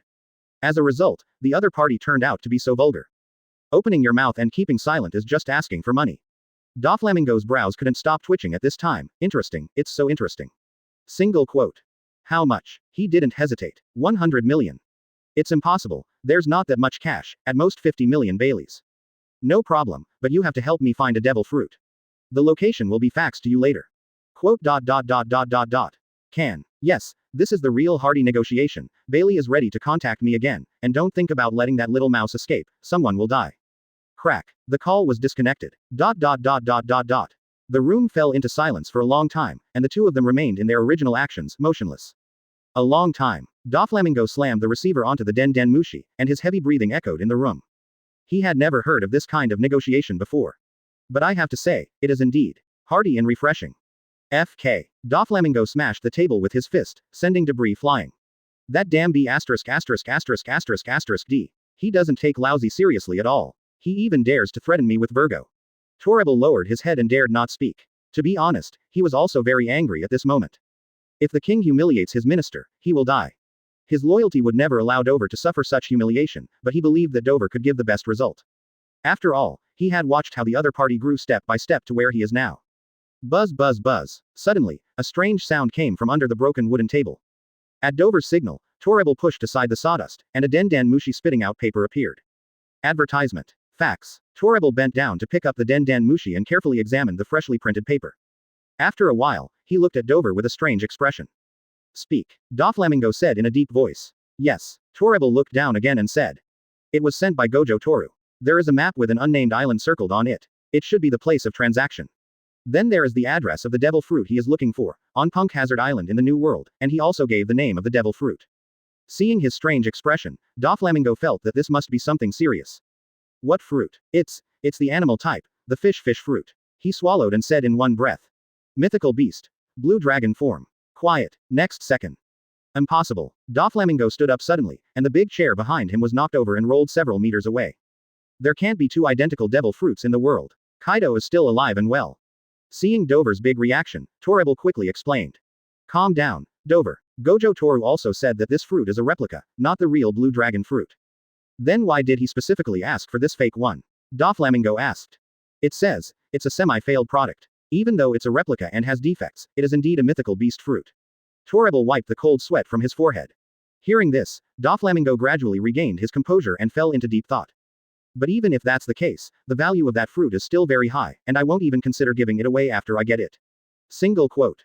Then why did Gojo Toru tell me? Even in such detail. No matter how you look at it, it seems like. Provoke me. Thinking of this, Doflamingo's expression gradually twisted. Gojo Toru put all the information in front of him and gave him two choices. One is to keep the promise and give him the money and fruits to keep Virgo. The second is to become his complete enemy, not hand over any money or fruit, and Virgo will die. And the result that Gojo Toru wanted was also very obvious. He wanted him to choose the second one and become his enemy. Hey, Gojo Toru, ha ha ha ha ha. Doflamingo laughed in anger, his expression was extremely cold. Torbal, go prepare the money and call back all the cadres and men. I want to see what qualifications he has to be so arrogant, and see what he is really doing. Come and spend my Don Quixote family's money. Yes, I'll do it right away. Torrebel responded by gritting his teeth. He was also very angry. Wait a moment. Doflamingo suddenly called him.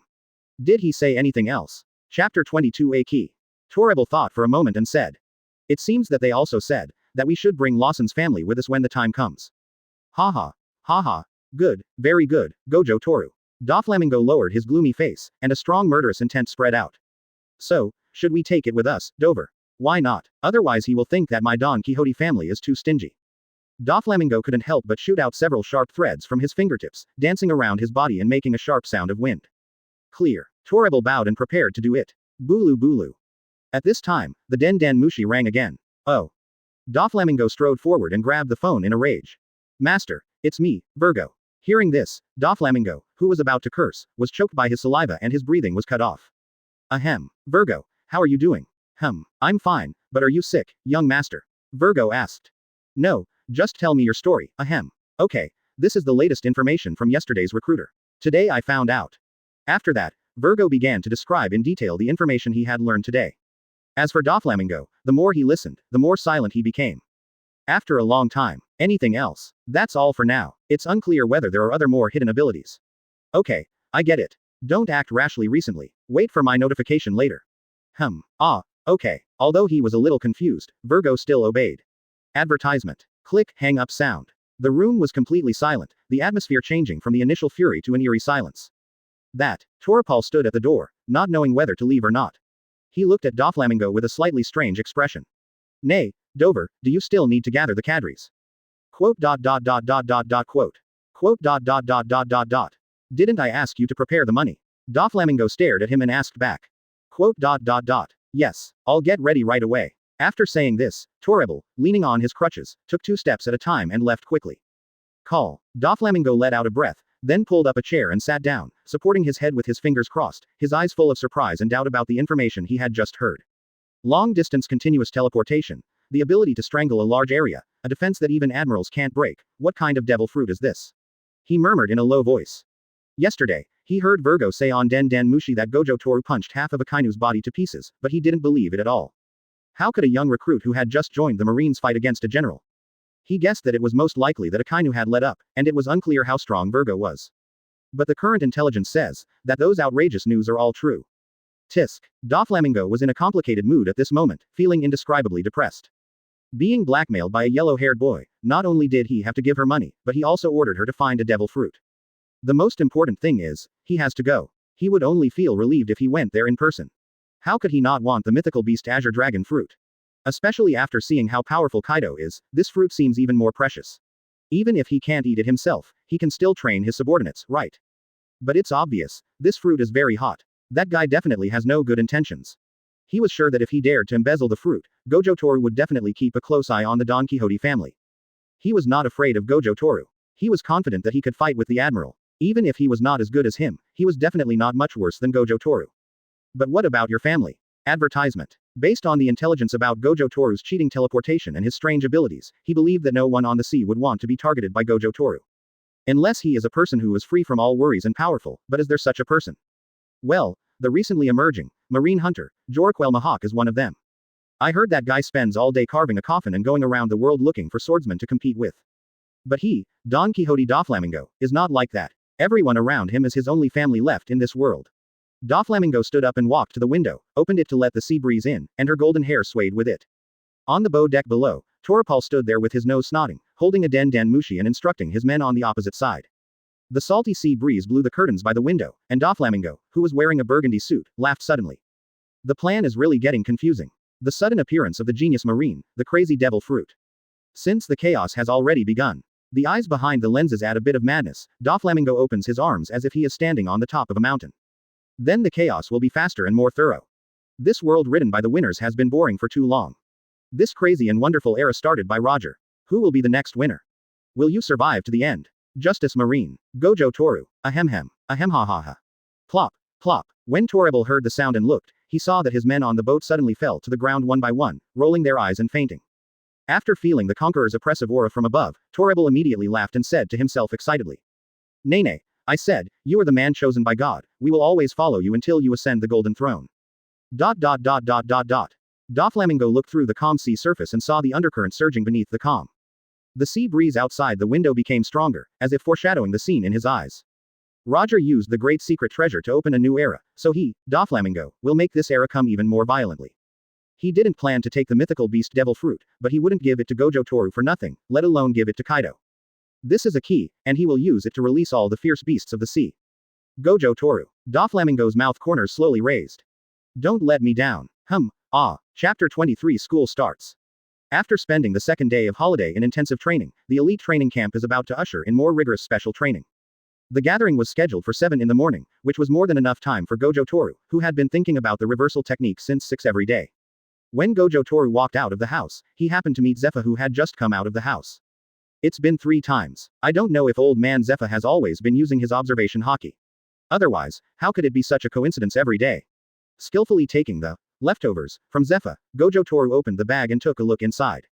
Hey, meat buns, soy milk, and boiled eggs. Old man, your meal today is a bit light. Gojo Toru looked at Zephyr with a mocking expression, and couldn't help but complain in his heart. It can be considered a proper breakfast now. I guess the old man doesn't like to have a belly full of sweet water every morning, ha ha ha. You're so long-winded. Zephyr cursed with an unnatural expression. I just think that eating too much of that kind of food is bad for the body. Do you really need to be so sarcastic, you little brat?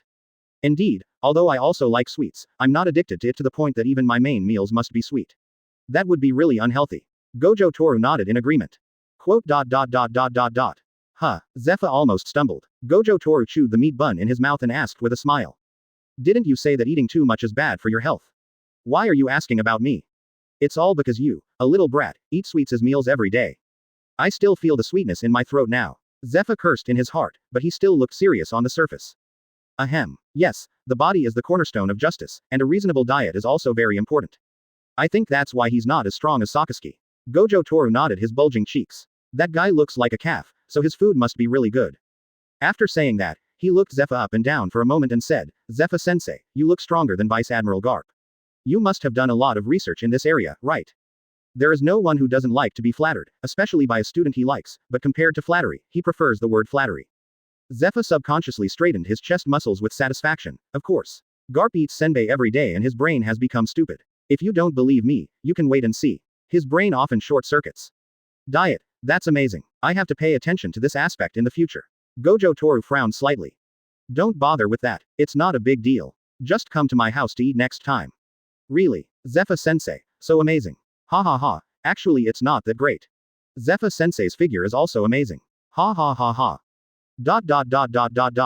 In the following time, Zephyr heard more fresh flattery, crossed out, which was really something he had never heard before. One after another came out of Gojo Toru's mouth. After hearing this, he almost asked Gojo Toru to move into his house and adopt him as his son. Advertisement. Gojo Toru was deeply moved. This set of skills could be perfectly applied anywhere. To sum up, before the class started, he had already obtained an official high-level meal ticket, and he no longer had to worry about not having money to eat. Although it may sound a bit impure, at least old man Zephyr won't have to make excuses every day when feeding him, right? Well, win-win. After a while, the two satisfied people came to the training camp. The other students had already lined up at this time, and everyone had a determined expression on their face, just like that day. In front of the queue, Guillaume took a pen and made some marks on the roll call list, and finally there was only one name left with a blank space behind it. Gojo Toru. She pointed the pen at the name and called out. No one responded. Gojo Toru. Here it comes. Just as Guillaume was about to cross him out ruthlessly, Gojo Toru came jogging over, raised his hand in response, and filled the vacant spot in the team. Guillaume looked up and glanced at him, somewhat disappointed. I should have only called it once. I won't make the same mistake again next time. So she thought. It's because of this idiot that she spent half a year's salary to repair the training ground. After glaring at him again, Guillaume turned and walked towards Zephyr to report. When he first arrived, he was given a double look, and Gojo Toru had a question mark on his forehead. Just as he was seriously recalling what happened to Guillaume in the past 2 days, Cake beside him looked gloating. You see, Gojo boy, Guillaume seems to hate you. Did you do something outrageous in the past 2 days to let her know? Hee, brother, let me advise you. Guillaume is not the kind of person who cares about his face. Don't have such wishful thinking. In the end, it won't look good if you hit your head and get blood on your face. Hearing this, the ghost spider standing next to Jaji looked at him strangely. Good guy, why don't you introduce yourself here? As the poster, Toru Gojo did not refute after hearing this. He rubbed his chin and murmured. I haven't done much in the past 2 days. HMPH, you are young now. You must pay attention to details when dealing with girls. Details are. Before he finished speaking, the young man interrupted him. I've only had a fight with Sakazuki in the past few days, but I didn't lose. I don't think I lost face in the training camp, right? Then I learned the 6 moves from Guillaume. Ah. I know, it must be that Guillaume taught me step by step for 2 days, and I only learned the 5 postures, so I feel a little bit disappointed. Quote. Quote. Advertisement. Quote. Although Toru Gojo's voice was very low, those present were all elites in the Marine Corps. They could hear him clearly no matter how quiet he was at such a close distance. But they heard it clearly, but after the words really came to their minds, they couldn't understand them. How many days are we going to have vacation? Huo Shaoshan knocked down the ghost spider blankly. Plus the first day to arrange funeral arrangements, it will be a full 3 days. Ghost spider replied. Another student swallowed his saliva and asked tentatively, what did Gojo say he did just now? Fighted with Sakazuki. Quote. Did you lose or win? Didn't lose. How many days does it take to learn the 5 postures?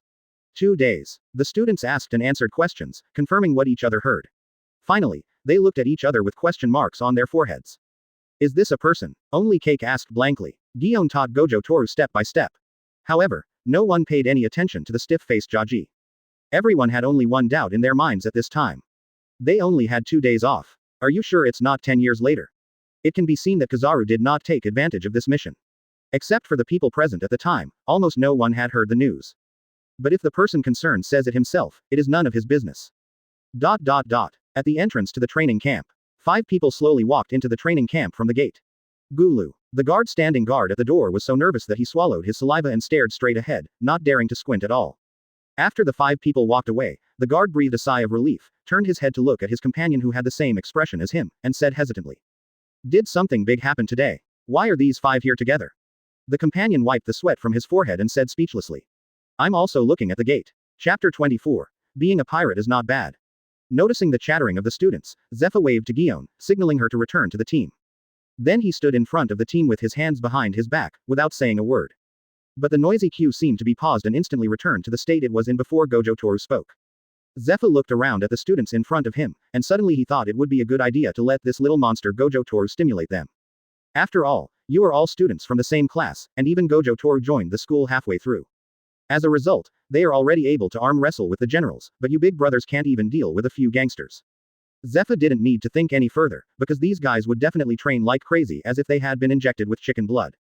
Geniuses are all arrogant. They may have high expectations but lack the ability to achieve them, but they are definitely not jealous fools. When they see the real monster, their pride will become a powerful stimulant, prompting them to chase the monster with all their might. This was the case with the first elite training camp. At that time, there were 2 huge mountains standing in front of them, Sakazuki and Borsalino, but other geniuses did not hesitate. The same thing happened with Kuzan. This is exactly what he hopes to see as the chief instructor, but the students of this class have been comfortable for too long. Gojo Toru arrived at the right time, but just fighting with Sakazuki was not enough, he planned to increase the dosage. When Zephyr turned his gaze towards Gojo Toru, the corner of his mouth twitched sharply. I'm already standing here, and this guy is still glancing at Cake and laughing. To be honest, this brat really makes people love and hate him. After sighing in his heart, he called Gojo Tetsu back to his senses. Gojo Toru, get out of line. Ah, yes. After Gojo Toru stood in front of the team, Zephyr looked at the other students and announced. From now on, Colonel Gojo Toru will be your taijutsu teacher. Do you have any objections? Quiet. As soon as the words fell, the scene suddenly fell into a strange silence. The students' vocal systems seemed to be infected with a virus. They opened their mouths wide but could not make any sound. What kind of news that destroyed the world view have they heard? Let this boy who is not even 18 years old, be their taijutsu teacher. They admitted that Gojo Toru's ability was very abnormal. Hundreds of people were said to be crushed to death in an instant, but this had nothing to do with taijutsu. Does Zephyr mean that his taijutsu is not as good as Gojo's? Are you kidding me? Is Black Arm Zephyr messing with them? Advertisement. Gojo Toru was also a little confused at this time, not because he became a physical training teacher for no apparent reason. But what the hell is Colonel Gojo Toru that old man Zephyr just mentioned? He didn't have any military rank before. At first, old man Zephyr only told him that he would start as a lieutenant after graduation, but that shouldn't be the way to start, right? Zephyr could naturally see what everyone was thinking, and he answered them one by one. You just heard that Gojo Toru had a sparring match with Sakazuki, but you didn't think he just relied on his fruit ability, did you? Isn't it? Everyone had doubts written on their faces, only Gion just looked at the stupid Dandanmao with a slightly complicated look. Not really. Zephyr shook his head and continued. The fact is, in the taijutsu competition, Sakazuki was completely crushed by Gojo Toru. Wow. There was an instant uproar at the scene, and dozens of geniuses from the training camp looked at Gojo Toru with eyes so shocked that they couldn't control their expressions. Oh wow. I just heard this when I got here. Sakazuki, you're not going to run away, are you? At this moment, a vulgar and teasing voice suddenly came from a distance. The students looked over and were shocked again. What did they see? Sengoku Fleet Admiral, Lieutenant General Garp, Staff Officer Suru, General Kizaru and General Akainu. Together with Mr. Zephyr, all the top management of Marine were present. Oh, by the way, General Aokiji who was out on a mission, walking around, didn't come. But the scene now is very rare. Where else can I see it except the Fleet Admiral office? Is their elite training camp going to welcome this epic level of teachers? But the 5-person group stopped not far away and had no intention of passing.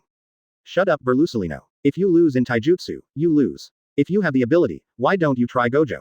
Sakazuki didn't care at all about admitting failure in front of his juniors and responded calmly to Berlusalino.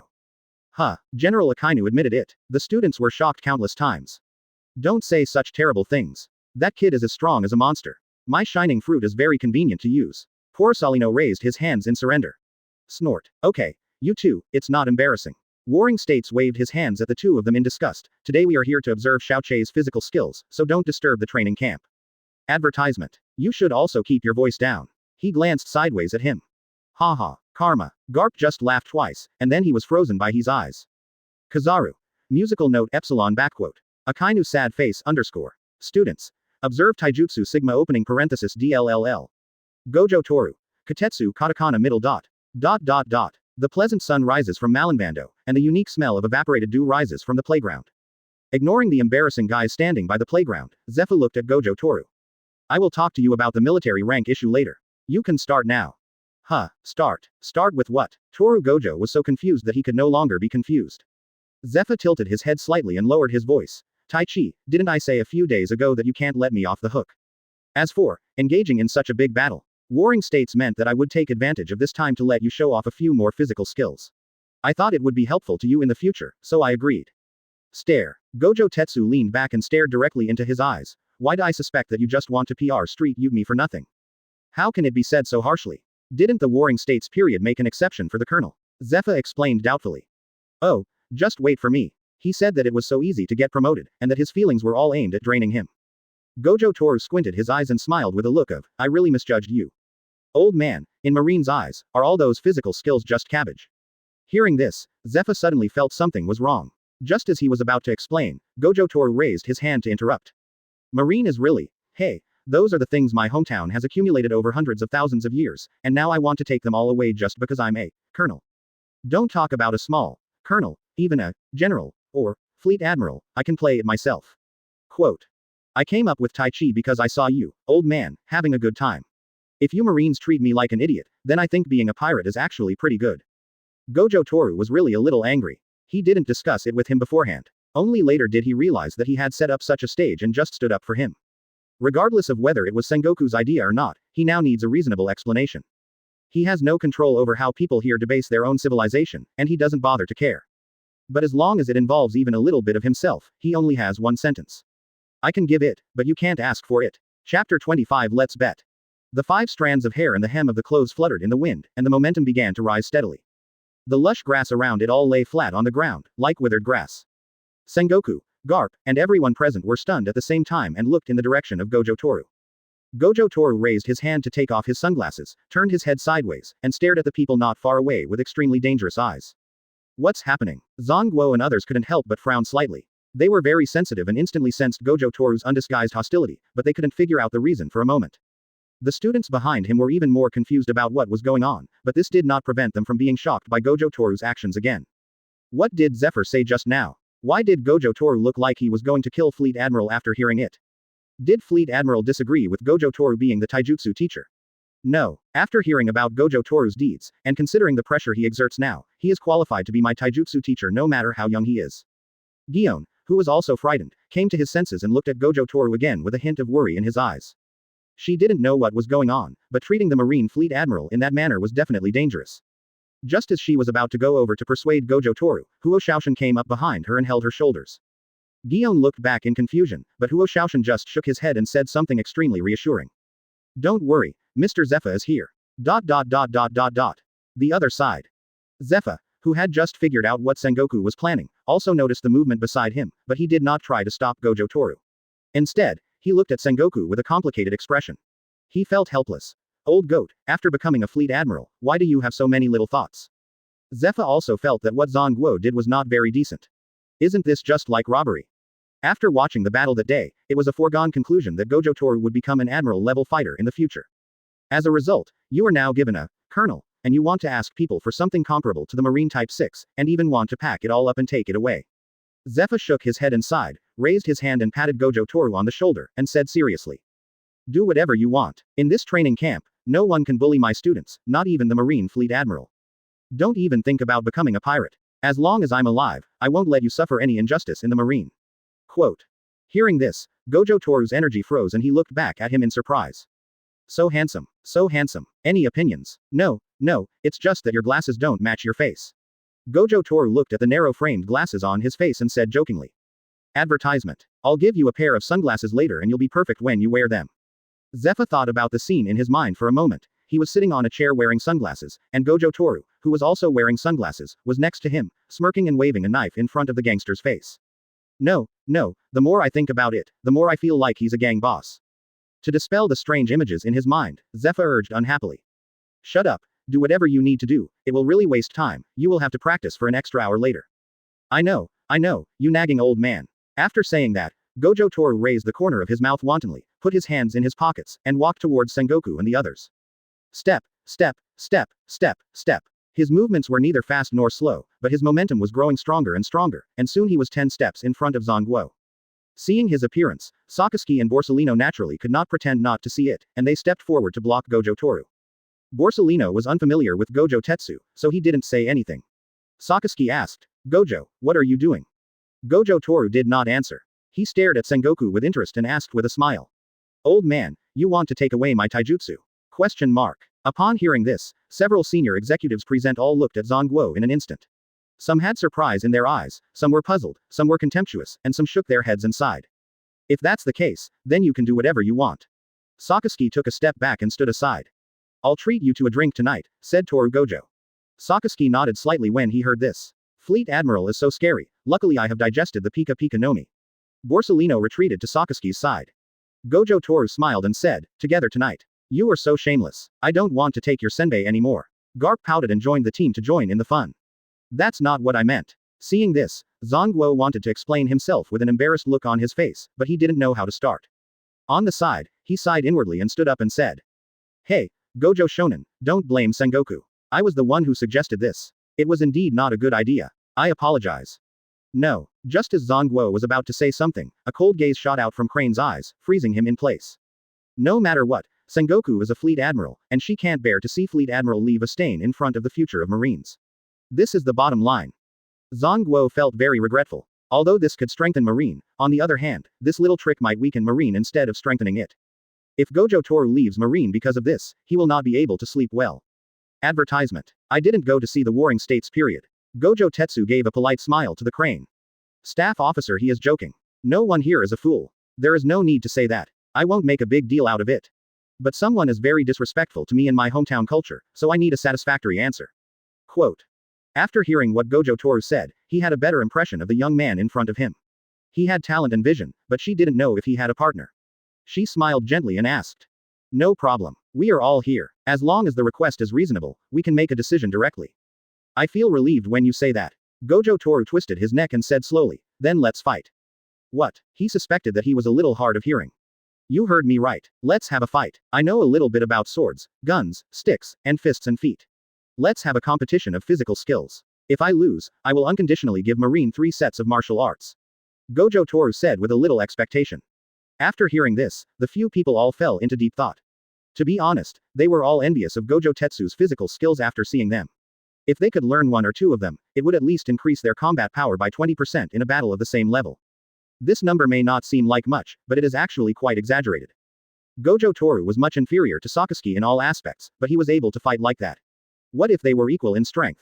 Although the conditions were very tempting, he still asked, what if you win?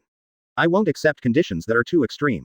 Not too much. Gojo Toru glanced at Sengoku and smiled. He apologized to me in person and promised to give me the title of General after graduation and the power to recruit students freely. He also took care of the training resources and political legacy issues. Marine undertakes. Quote. No problem. This time, without waiting for he to say anything, Zanguo, who had been acting like an ostrich, stood up and made the decision directly. Just kidding. Every request is beneficial to the Marine. If he hesitates for even a second, he would be unworthy of his identity as a fleet admiral. What's more, he was really embarrassed to refuse Gojo Toru again. Just now, he almost thought that Gojo Toru was going to leave Marine, which scared him a lot. Agree. All agree. Gojo Toru is now his treasure. Even if Gojo Toru doesn't say it himself, he will apologize in person, not to mention the position of general. Isn't this a foregone conclusion? If there is no space, you have to find a way to add it. As for the last 2 points, there is no need to mention resources. Let's talk about the other one. What legacy issues can there be in recruiting Marines? A special race. Born a slave. Haha. Anyway, it's impossible to recruit a bounty criminal, right? But even so, it's not a big problem. As long as it's not a major bounty hunter, he, the fleet admiral, can handle it all. The other 4 people, Gojo Tetsu and Zephyr, all looked at Zanguo with disdain. Where did this shameless male peacock come from? Why is he shaking his hair when it's already spread out? Shameful. He retracted his eyes and turned to look at Gojo Tetsu, asking, who do you want to fight? To be honest, in terms of physical skills alone, it seems that there are really few people present who can guarantee a win against Gojo Toru. However, the next second, a powerful shout came from behind. I'll do it, I'll do it. Chapter 26. A tree that stands out in the forest. Thunderbolt. The sky was clear 1 second, and a lightning dragon suddenly appeared the next. Under the surging black sea of clouds, Marineford seemed to be covered by a huge hand, with wind and rain rising. On the playground where the rain was drizzling, two figures stood facing each other from a distance. Dozens of marine elites were standing next to the playground, but at this moment, it seemed as if the world had gone quiet, with only two figures standing in the rain. Did they really fight? Everyone was shocked beyond belief. They could never have imagined that Gojo Toru would actually dare to challenge Fleet Admiral and the others. And judging from the look on the faces of the top brass just now, it seems like they've given in. So why do we have to fight this? Even the opponent is still. Open corner bracket Marine Hero Garp. Just based on the current situation, I feel like if I don't shout Gojo-sensei, it will be a bad ending. In the rain, Garp took off his cape, raised his hand to tug at his tie, looked at the figure opposite him and laughed. Gojo, you are very much my type. Do you want to come to my ship and have some experience? I can definitely teach you better than that guy Zephyr. I can even provide you with rice crackers and tea. When it comes to Senbei, Garp waves his hand generously, as if he is giving away some priceless treasure. Everyone staggered at the same time, and the atmosphere that had just been brewing was messed up by this guy. Gojo Toru also twitched his lips, feeling that they were worthy of being part of the monkey family.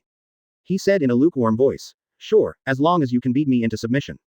Ha ha ha, then I can't hold back. Garp laughed heartily. I am several dozen years older than you. You can use any weapon you want. I will only use my fists and feet. It is fair. If you can beat me, I will beat up the old goat for you to vent your anger.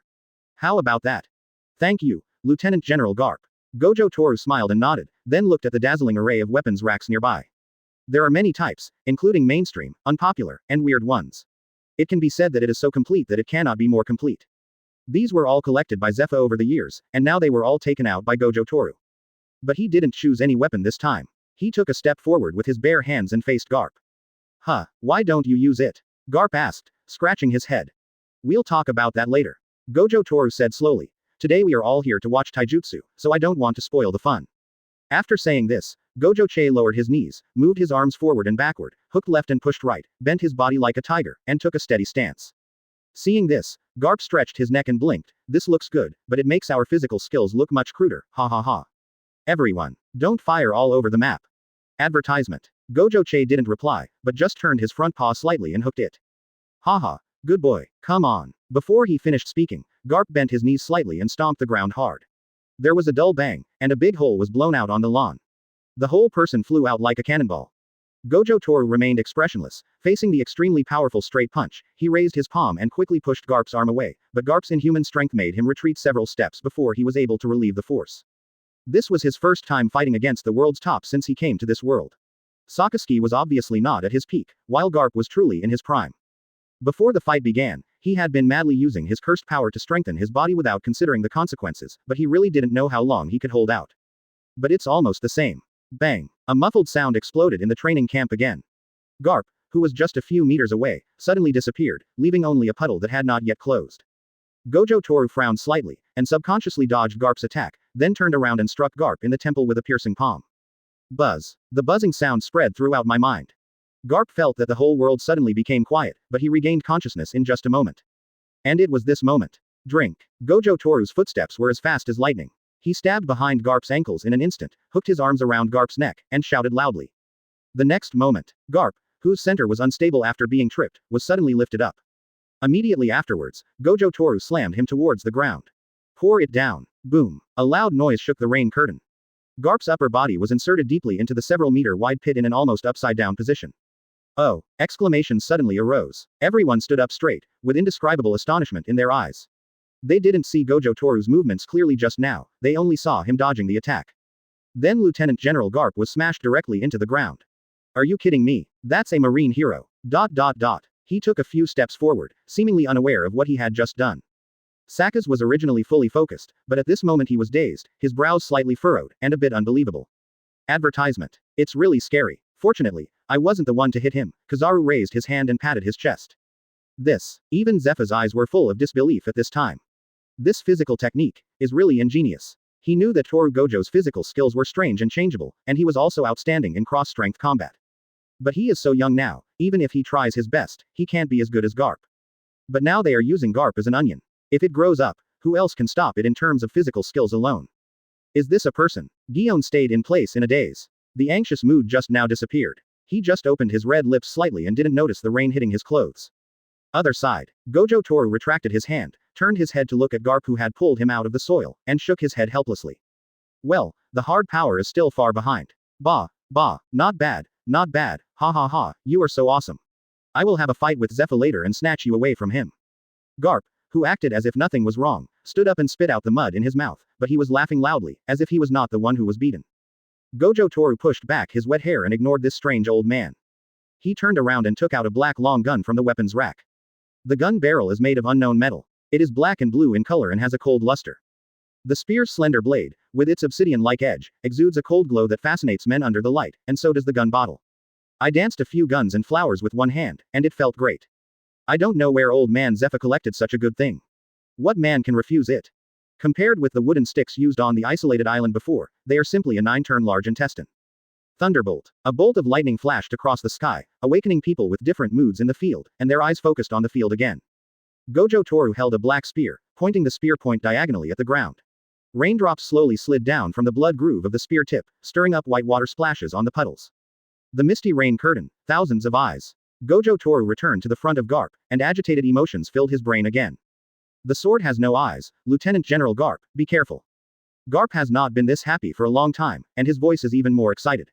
Young man, just let it go. If you get hurt, I won't be able to do it myself.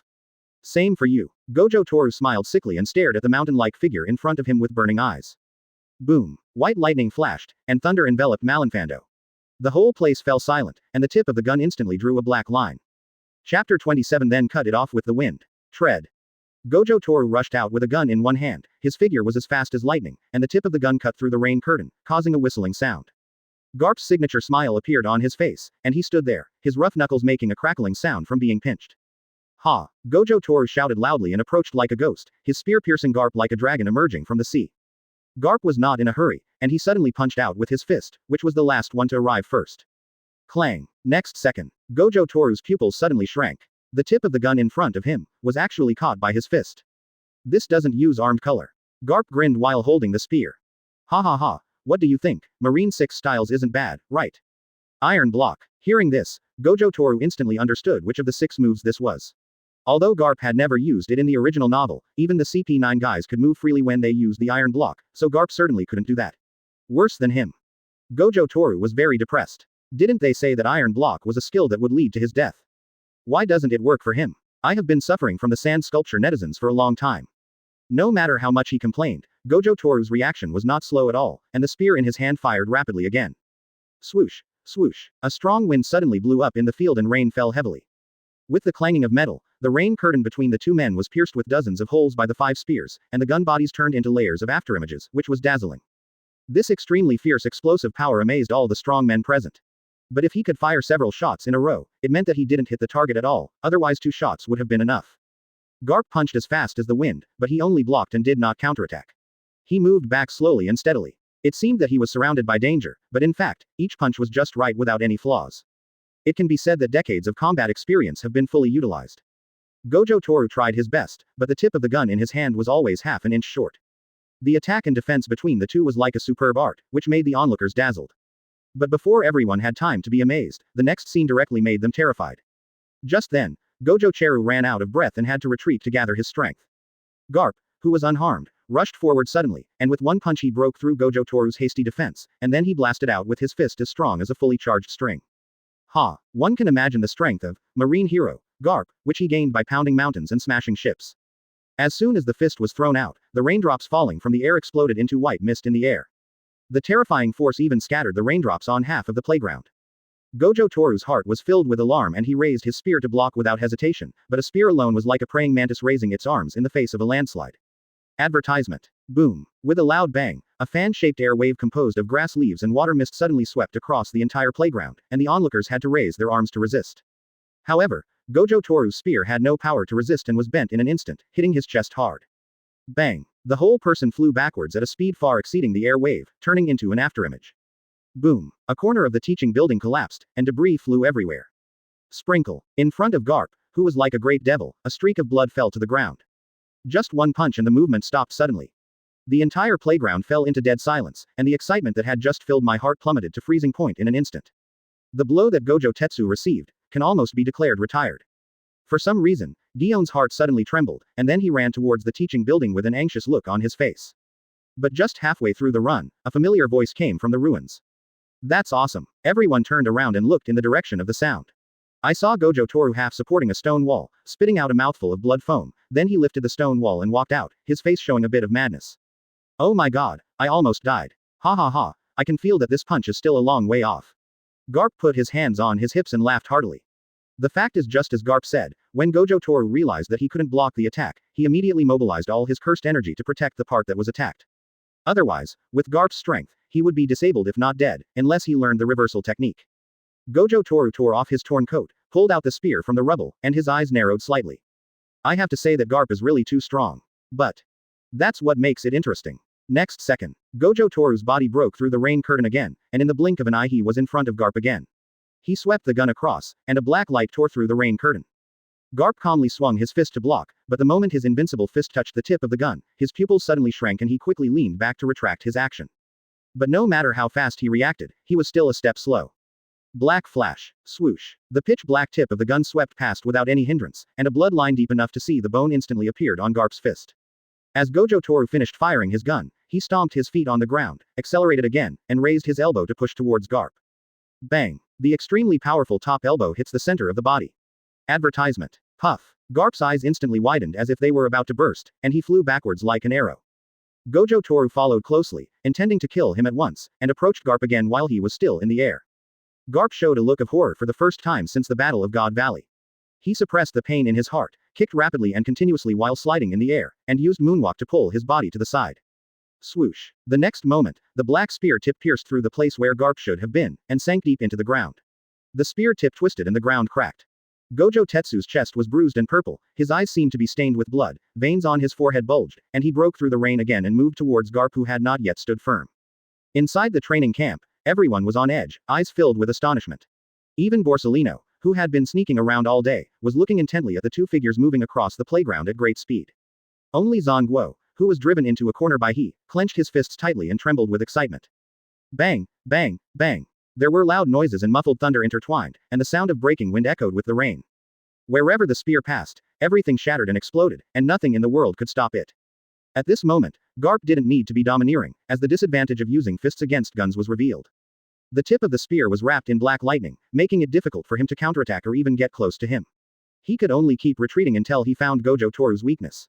Swish swish. Two figures shuttled through the rain, leaving only two streaks of crimson, but before the rain could drip onto the ground, the figures had already appeared several meters away. Drink. A roar resounded through the sky, and Gojo Toru smashed the stone steps of the stands with one shot. He couldn't remember how many times he had used Black Flash in a row. He only knew his Black Flash record, which would only stop at the moment when he knocked down Garp. Garp was forced to the stands, feeling depressed. He finally understood how Sakazuki felt when he was hit by the Black Flash. He even felt it more deeply than Sakazuki, because this guy was holding a weapon. No need to be domineering, whoever stands in the way will die, even if Kaido comes, he will get stabbed in the face.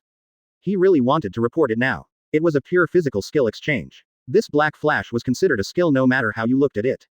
Ban it now. Gojo Toru. Huh, are you kidding me about a 2.5 power critical hit?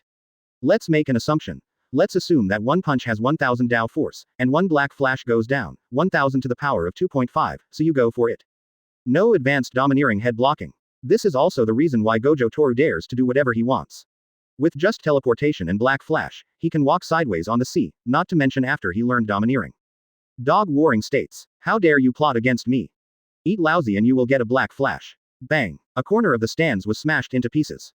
The next moment, Zhongguo rushed out from the smoke and immediately retreated far away. He felt that these two people were attacking this side on purpose, but he didn't dare to ask at this time. What if two of them team up to beat him up? Chapter 28 When the Sun Shines Again. Shua. Garp dodged into the distance again and appeared in front of the teaching building, without stopping for a moment before flying upwards. The next moment, a bolt of black lightning was thrown and deeply penetrated the wall in front of Garp. Gojo Toru followed closely behind, jumped onto the end of the spear, and his body fell downward, causing the spear to bend like a fully drawn bow. Then, he stepped on the ground, the gun barrel rebounded instantly, and the whole person turned into an arrow, breaking through the rain curtain and flying upwards. Can you play with a gun like this? Seeing this operation, all the Marines in the audience were stunned. Seeing that Gojo Toru was approaching, Garp punched the wall in the air, grabbed two pieces of rubble the size of basketballs and threw them down. Bang bang. Gojo Toru remained expressionless as he raised his gun and swept left and right, instantly turning the rubble into powder. He then broke the floor fence with one foot, using the force to accelerate again, leaving Garp no time to find an opportunity. In the blink of an eye, he flashed behind Garp and slid the spear in his hand backwards until his right hand grasped the butt of the spear. Whoosh! A whistling sound. The next moment, there was a loud explosion above the teaching building. Boom! Gojo Che suddenly exerted force from his waist and abdomen, tensed all the muscles in his body, held the gun with one hand, and pulled the gun out fiercely like a whip. Please pick it up. With a loud shout, Gojo Che swung his arm, and the straight spear was swung into a bow shape under terrifying acceleration. Wherever the spear passed, a vacuum zone was instantly formed. Pointing directly at Garp's back. Garp's scalp was tingling at this moment, and he quickly spun in the air, dodged the gun tip and raised his arm to block. But one can imagine the terrifying force of Gojo Toru's all-out attack of force to split Washin and Black Flash.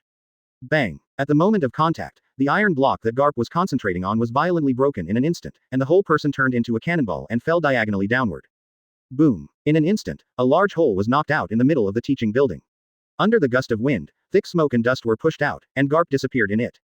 Gojo Toru was just about to rush into the building to finish off the enemy, but his expression suddenly changed, and he kicked the wall and flipped back onto the playground. Denga-denga-dang. As soon as he landed on the ground, Gojo Che's legs felt weak and he staggered a few steps until he inserted the tip of his gun into the ground, only then was he able to steady himself. Puff! Before everyone could cheer for suppressing Garp, they saw Gojo Toru standing there, his face pale, covering his chest and spitting out a mouthful of blood. The bruises on his chest had already spread to his entire upper body, turning purple and black. Gojo Toru. 5. Gojo-sensei. There were cries of surprise everywhere, and people wanted to stop the fight, but Gojo Toru raised his hand to stop him. He knew that his body would not be able to withstand the reckless use of cursed energy, but he didn't expect it to happen so quickly. He probably had a lot of credit for that punch from Garp. Gojo Toru felt the severe pain in his chest. He gritted his teeth and adjusted his breathing, staring at the building. Zephyr raised his hand, but before he could say anything, the loud noise was heard again. Boom! The wall on the first floor of the building shattered with a loud bang, and a crescent-shaped streak like a flying slash shot out from it. The rubble flew everywhere and headed straight for Gojo Tetsu to chop him down. Gojo Toru wiped the blood from the corner of his mouth, did not draw his gun, took a step, and rushed forward in an instant, with a smile on his face that was extremely arrogant. What is he going to do? Everyone who witnessed the scene was stunned. No one could understand his almost crazy and desperate behavior.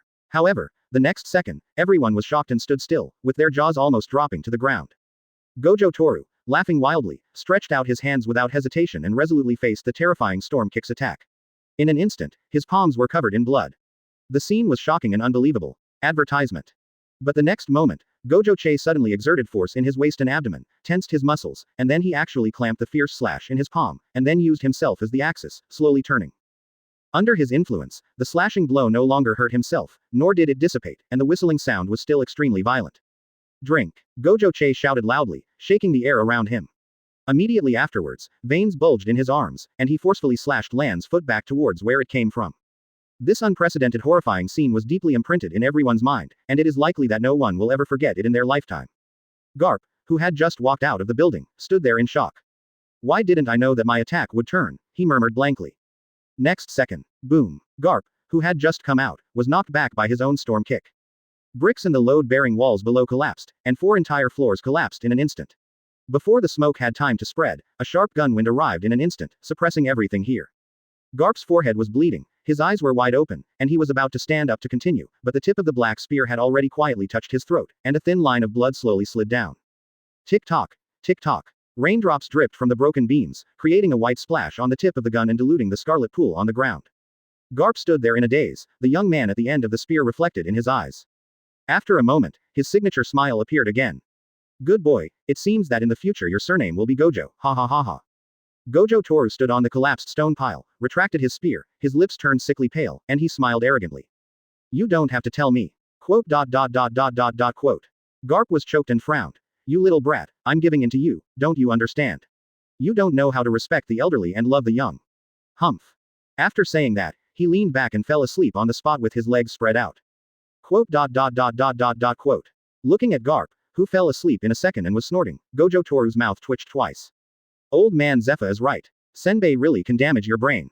After complaining, Gojo Toru ignored the weird old man, jumped off the pile of rocks, put the spear on his shoulder, and walked out in a swagger. After everyone saw Gojo Toru come out safe and sound, a bold idea emerged in everyone's mind. He looked behind Gojo Toru for a few seconds and then became confused. What about Garp? Even if Gojo Toru was extremely talented, he couldn't beat that guy so hard that he couldn't stand up, right? Gojo, where's Garp? She asked. Gojo Toru thought of the old man and was speechless again. He said casually. He's asleep in there. The whole audience was silent.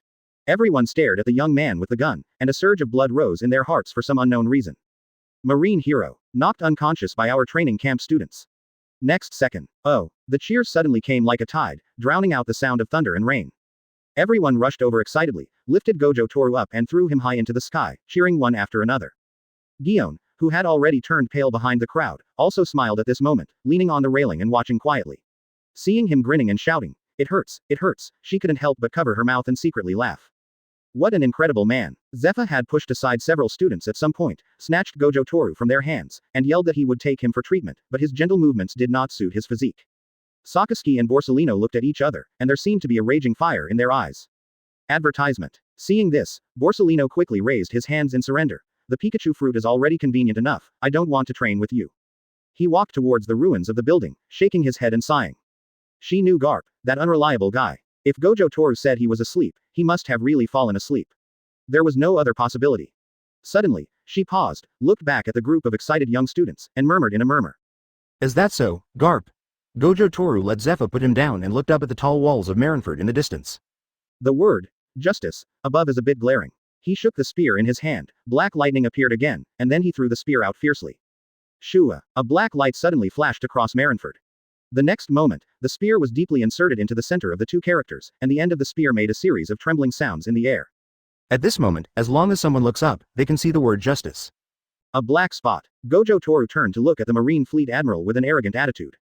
Old Sengoku man, Marine, it can only be Marine's Marine. Thunderbolt, a pale bolt of lightning suddenly tore through the sky. The extremely domineering aura surged out from his body, setting off an invisible storm. Thunderclouds rolled, and the sky and earth changed color. Without any warning, Conqueror's domineering, awakening. At this moment, everyone felt as if a mountain was pressing down on them, making it difficult to breathe. Conquerors. But why is it so exaggerated? Everyone tried their best to resist the pressure, and everyone's face was filled with surprise and shock. Even the few high-end fighters present felt a little pressure and had to take the initiative to resist. Zhang Guo had a complicated expression at this time and looked deeply at the young man. He should have known that anyone who could say something like that was born to have conquerors. A trace of fatigue appeared in his eyes, and then he nodded heavily to Gojo Toru. The next moment, a mouthful of blood spurted out. Gojo Toru staggered backwards and lost consciousness. 5. Zephyr hurriedly supported him from behind, and the others also rushed forward with panicked expressions. Get out of the way, without delay. Zephyr immediately rushed through the crowd with Gojo Toru on his back, using both moonwalk and shave to rush to the hospital. The others were a little slower, but they all caught up. Soon, the only person left at the scene was Zhang Guo, who had just become Fleet Admiral. He looked at the dark spot between justice and sighed. Alas. I also want to cross the mountain of world government. I also have conquerors. Alas. The bitter whispers dissipated in the wind, and along with it, the haze that covered the sky. The rain stopped, the clouds dispersed, and the sun shone again. Marine headquarters, Marineford. A long spear went straight into the center of the city wall, emitting a dazzling black light in the sun. Chapter 29. B*********** D Gojo Toru. Doctor. Multiple fractures. Bleeding. 5 items. It's so noisy, don't you know you shouldn't disturb the patients? Buzz. Urgent shouts, noisy footsteps, the sound of blades cutting flesh. As his mind buzzed, the pause button was pressed. After a while, playback resumes, the smelly disinfectant, the annoying beeping sound, the pure white ceiling. Gojo Toru blinked his eyelashes, stared at the ceiling that he had seen countless times in TV novels, and suddenly thought. Are there many people now looking at the ceiling above their heads? Just when he was thinking about whether he would be seen going to the toilet, a big face invaded his vision without warning. Hey, you're awake. I really don't know what your body is made of, so quickly. Whoa chow. Curse spirit. Shu shi si. Yeah. Gion, who was sitting next to the hospital bed peeling an apple, was so frightened by Cake's scream that his whole body trembled, and the skin of the apple was broken. What are you doing? She tightened the knife in her hand and stared at the two people in front of her expressionlessly. In the ward. Jiaji put his hands in front of his face, leaned back, closed his eyes and looked scared. Gojo Toru, on the other hand, was in a posture on the hospital bed, pointing his fingers at Cake, staring with a look of horror on his face. Silence for 2 seconds. Jiaji tentatively opened one eye and saw that there was no energy ball. Then he breathed a sigh of relief and wiped the cold sweat from his forehead. What are you doing? You scared me to death. Gojo Toru gradually became expressionless, then added a ball of magic power to his middle finger, and relaxed his thumb lightly. Boom. Hey! Jaji was instantly knocked to the ground with his head shattered, rolling back and forth while covering his forehead and screaming in pain. Gojo Toru sat back on the bed cross-legged, put his chin on his hand, and muttered. You know clearly that there is no curse spirit, but why are you always scared by this guy? At this time, a white and slender hand stretched out, pinching the apple with two slender green fingers, and its owner asked. What are you talking about? What kind of curse? Without an answer, Gojo Toru subconsciously moved his face forward and took a bite of the apple. With sweet juice flowing in his mouth, he turned his head towards Kuyuan. Advertisement? Ah. What did you say? Gion's hand froze in midair, and he felt the moist heat and numbness coming from his fingertips, which made his skin crawl. She was leaning forward because she was handing the apple, and Gojo Toru also put his face close to her at this moment.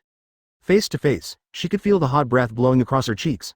Although she didn't know what kissing felt like, she felt that the impact was definitely no less than that. His whole body was numb, but Gion had the experience of using a pair of chopsticks last time. He finally suppressed his tremors and stuffed the apple into Gojo's mouth before taking back his red hands. Looking at Gion with slightly red cheeks, Gojo Toru's mouth secretly raised a little. I didn't intend to do anything else. I was really thirsty when I bit the apple just now, so I bit it subconsciously. But it was natural to move his face towards her and blow on her. It's really interesting for eldest sister to blush. Chewing the apple in his hand, he turned to look at Jiaji who was still lying on the ground. I didn't use much force, it's just a marine elite. Screw you. Jiaji sat up and pointed angrily at the small watermelon-sized bump on his forehead. That's not very exciting. Why don't you just kill Lousy? Ahem, that's right. If you think about it, it's not that I can't satisfy you. Get out. It's unnecessary for Lousy to come see you. Bring it. Don't eat the fruit Lousy bought. Hey, don't grab it. Don't grab it. You can't blame me entirely. Who asked you to scare me first? Hearing this, Kaji widened his eyes in disbelief. Then you blame me. Lousy didn't do anything and even brought you some fruit, but you got hit with such a big bag. You blame me. Gojo Toru quickly stepped forward and embraced the excited cake, and began to talk nonsense. Don't worry, I'm telling you, in fact, all girls like bags. If you go out now, you will definitely attract a large group of girls, believe it or not. Huh, Kaji rolled his eyes as if to say, are you taking me for a fool?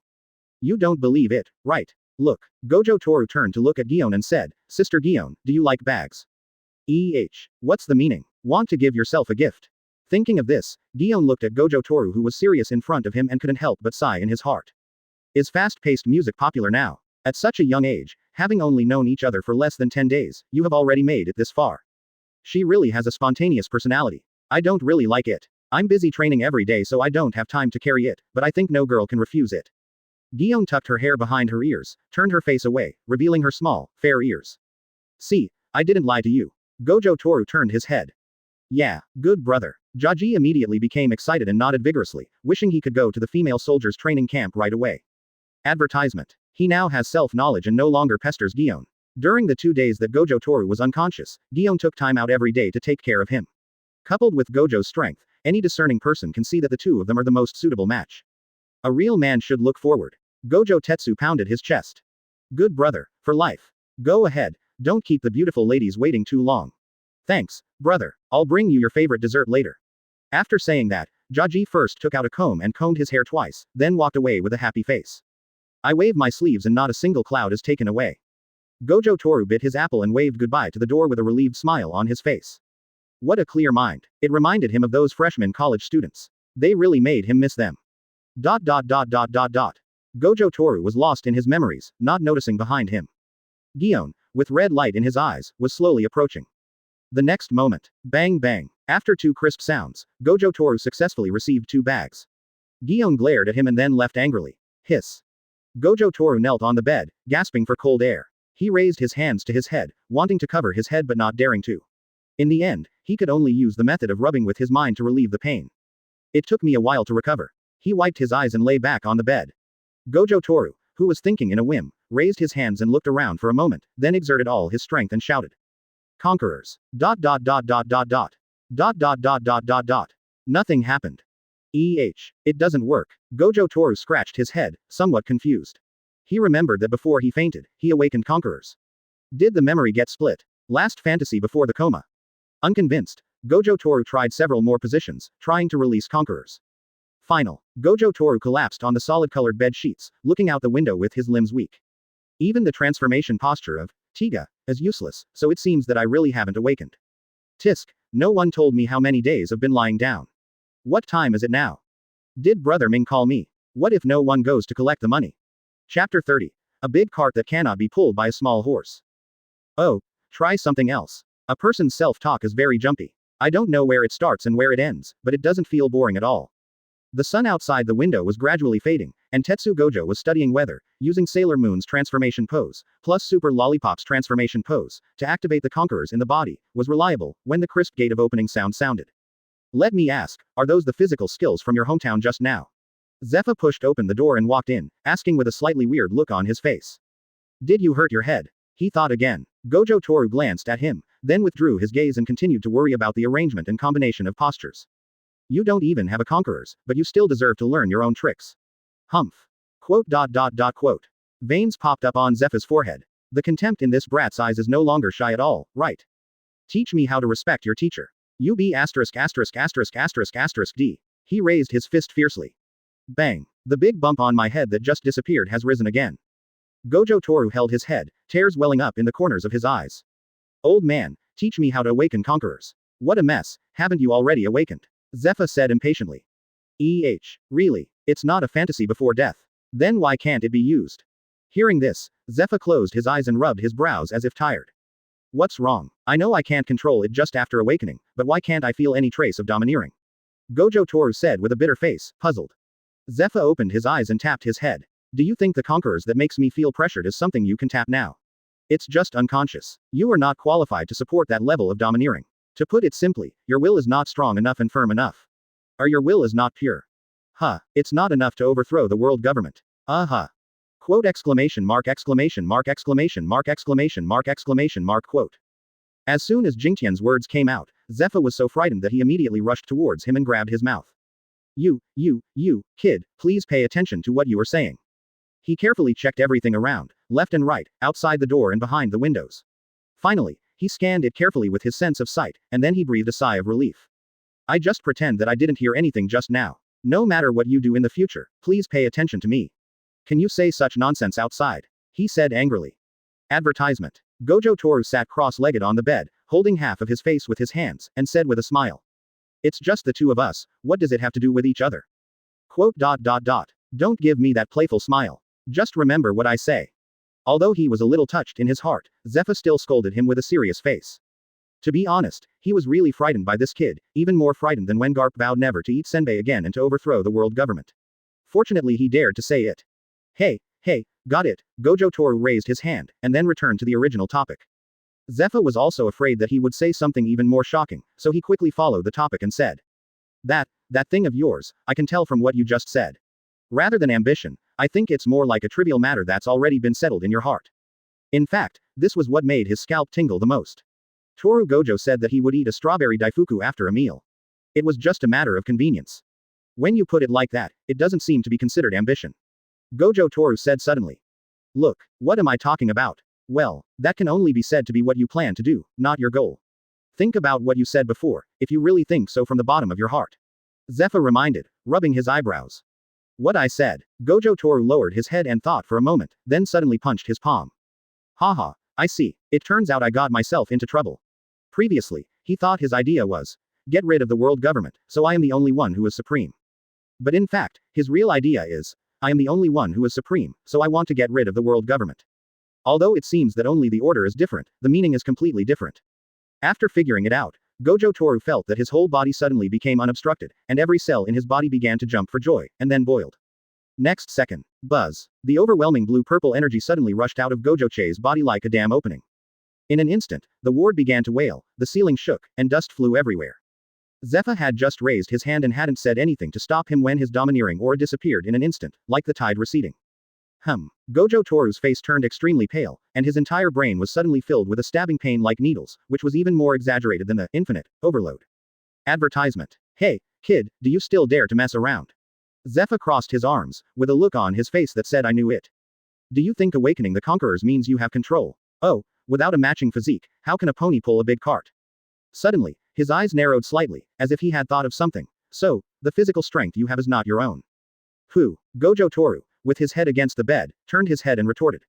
That was increased by my own ability, so why doesn't it count as my own? Oh, I see. Zephyr looked at him with a smile. So are you ready? What are you preparing for? Gojo Toru asked in confusion. My body has recovered, so of course it's physical training. Otherwise, do you think it's a dessert tasting contest? Haha. What? Where is it? Where is the food tasting meeting? Quote dot dot dot dot dot dot. This old man really is, haha. Zephyr sneered. He stood up and stretched his wrists twice, then he lifted Gojo Tetsu up and said, "Don't worry, I'll take you there right away." "Thank you. Also, can you take me to the dessert shop outside? I feel a little sad that I haven't used my membership card for several days." Gojo Toru stroked his chin in midair. "Besides, their desserts are the best for my taste. I don't know how many meals I've missed. I feel like I've lost out just thinking about it." Hearing this, Zephyr was so angry that he laughed. He was speechless, but his steps became faster. When the people in the hospital saw Zephyr carrying a sick handsome boy and walking out with a distorted expression, the young nurses couldn't help but quietly gather together to discuss whether they should call the guards to rescue the handsome boy. A hero saves the beauty, a timeless love trick. However, when the guard who was called saw Zephyr's fists that were bigger than his head, he took out a mirror from his pocket and handed it to the young nurse, and then he was slapped by the angry young nurse. Puff. Gojo Toru patted Zephyr, pointed at the guard who was covering his face, and said with a smile, "It's so funny, that guy actually carries a mirror with him." Zephyr looked in the direction he pointed and frowned as if he had thought of something. "I also think that boys nowadays are really diverse." Gojo Toru looked up, the two of them looked at each other and nodded to each other. Chapter 31 Dover in progress. The setting sun dyed Malinvanda orange. Gojo Toru followed Zephyr wanderingly and came to an empty training ground. His first impression when he saw it was that it was very big. Looking at the people standing in the center of the field from the observation deck, the Marines looked to be the size of elementary school students. It would not be an exaggeration to call them a football field. In addition, various facilities are new and complete, so there will never be a queue, or you will find sweat stains all over the equipment after queuing. This is where Marine senior officers are trained. You will train here without going to the training camp. Zephyr said. Even the training ground is full of class, hee Marine. Gojo Tetsu pouted and pointed around. Quote dot dot dot. Do you want to use it? Use it. Of course you have to use it. Toru Gojo held his head high and said with an upright look on his face. I don't understand, so how can I criticize you bureaucrats who are inherently evil? Quote dot dot dot quote. How to practice specifically. Gojo Toru put on loose training clothes, half squatted on the ground, pressed his legs to the left and right, and started to warm up. Zephyr, who also changed into loose clothes, held a notebook in his hand with Toru Gojo's name written on it. He pointed to the boxing strength testing machine, like equipment beside him and said, "Test your Dao strength first. This thing won't break, right?" Gojo Toru tapped it with his hand slightly suspiciously. It had a metallic texture and he didn't know what material it was made of. It looked like the one used by the world's number 1 Budokai in Dragon Ball. There was also a display screen on it, which should show the power.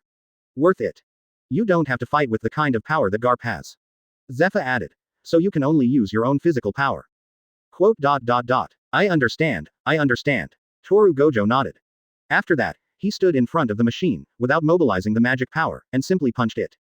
After a muffled sound, the display screen above began to vibrate.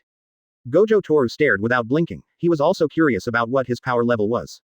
DDDD. 2998. Yeah, so. Zephyr lowered his head and wrote down in his notebook. Depend on. Why can't he even compare to Lucci? That guy had 4,000 when he first appeared. Is your appearance fee so low? This machine is broken, let me try again. He rolled up his sleeves and quietly added some magic power. You can try, but you can't use power other than yourself. Quote dot dot dot. Hey, it's boring. Seeing his unhappy expression, Zephyr curled his lips and smiled. He didn't have to guess what this kid wanted to do.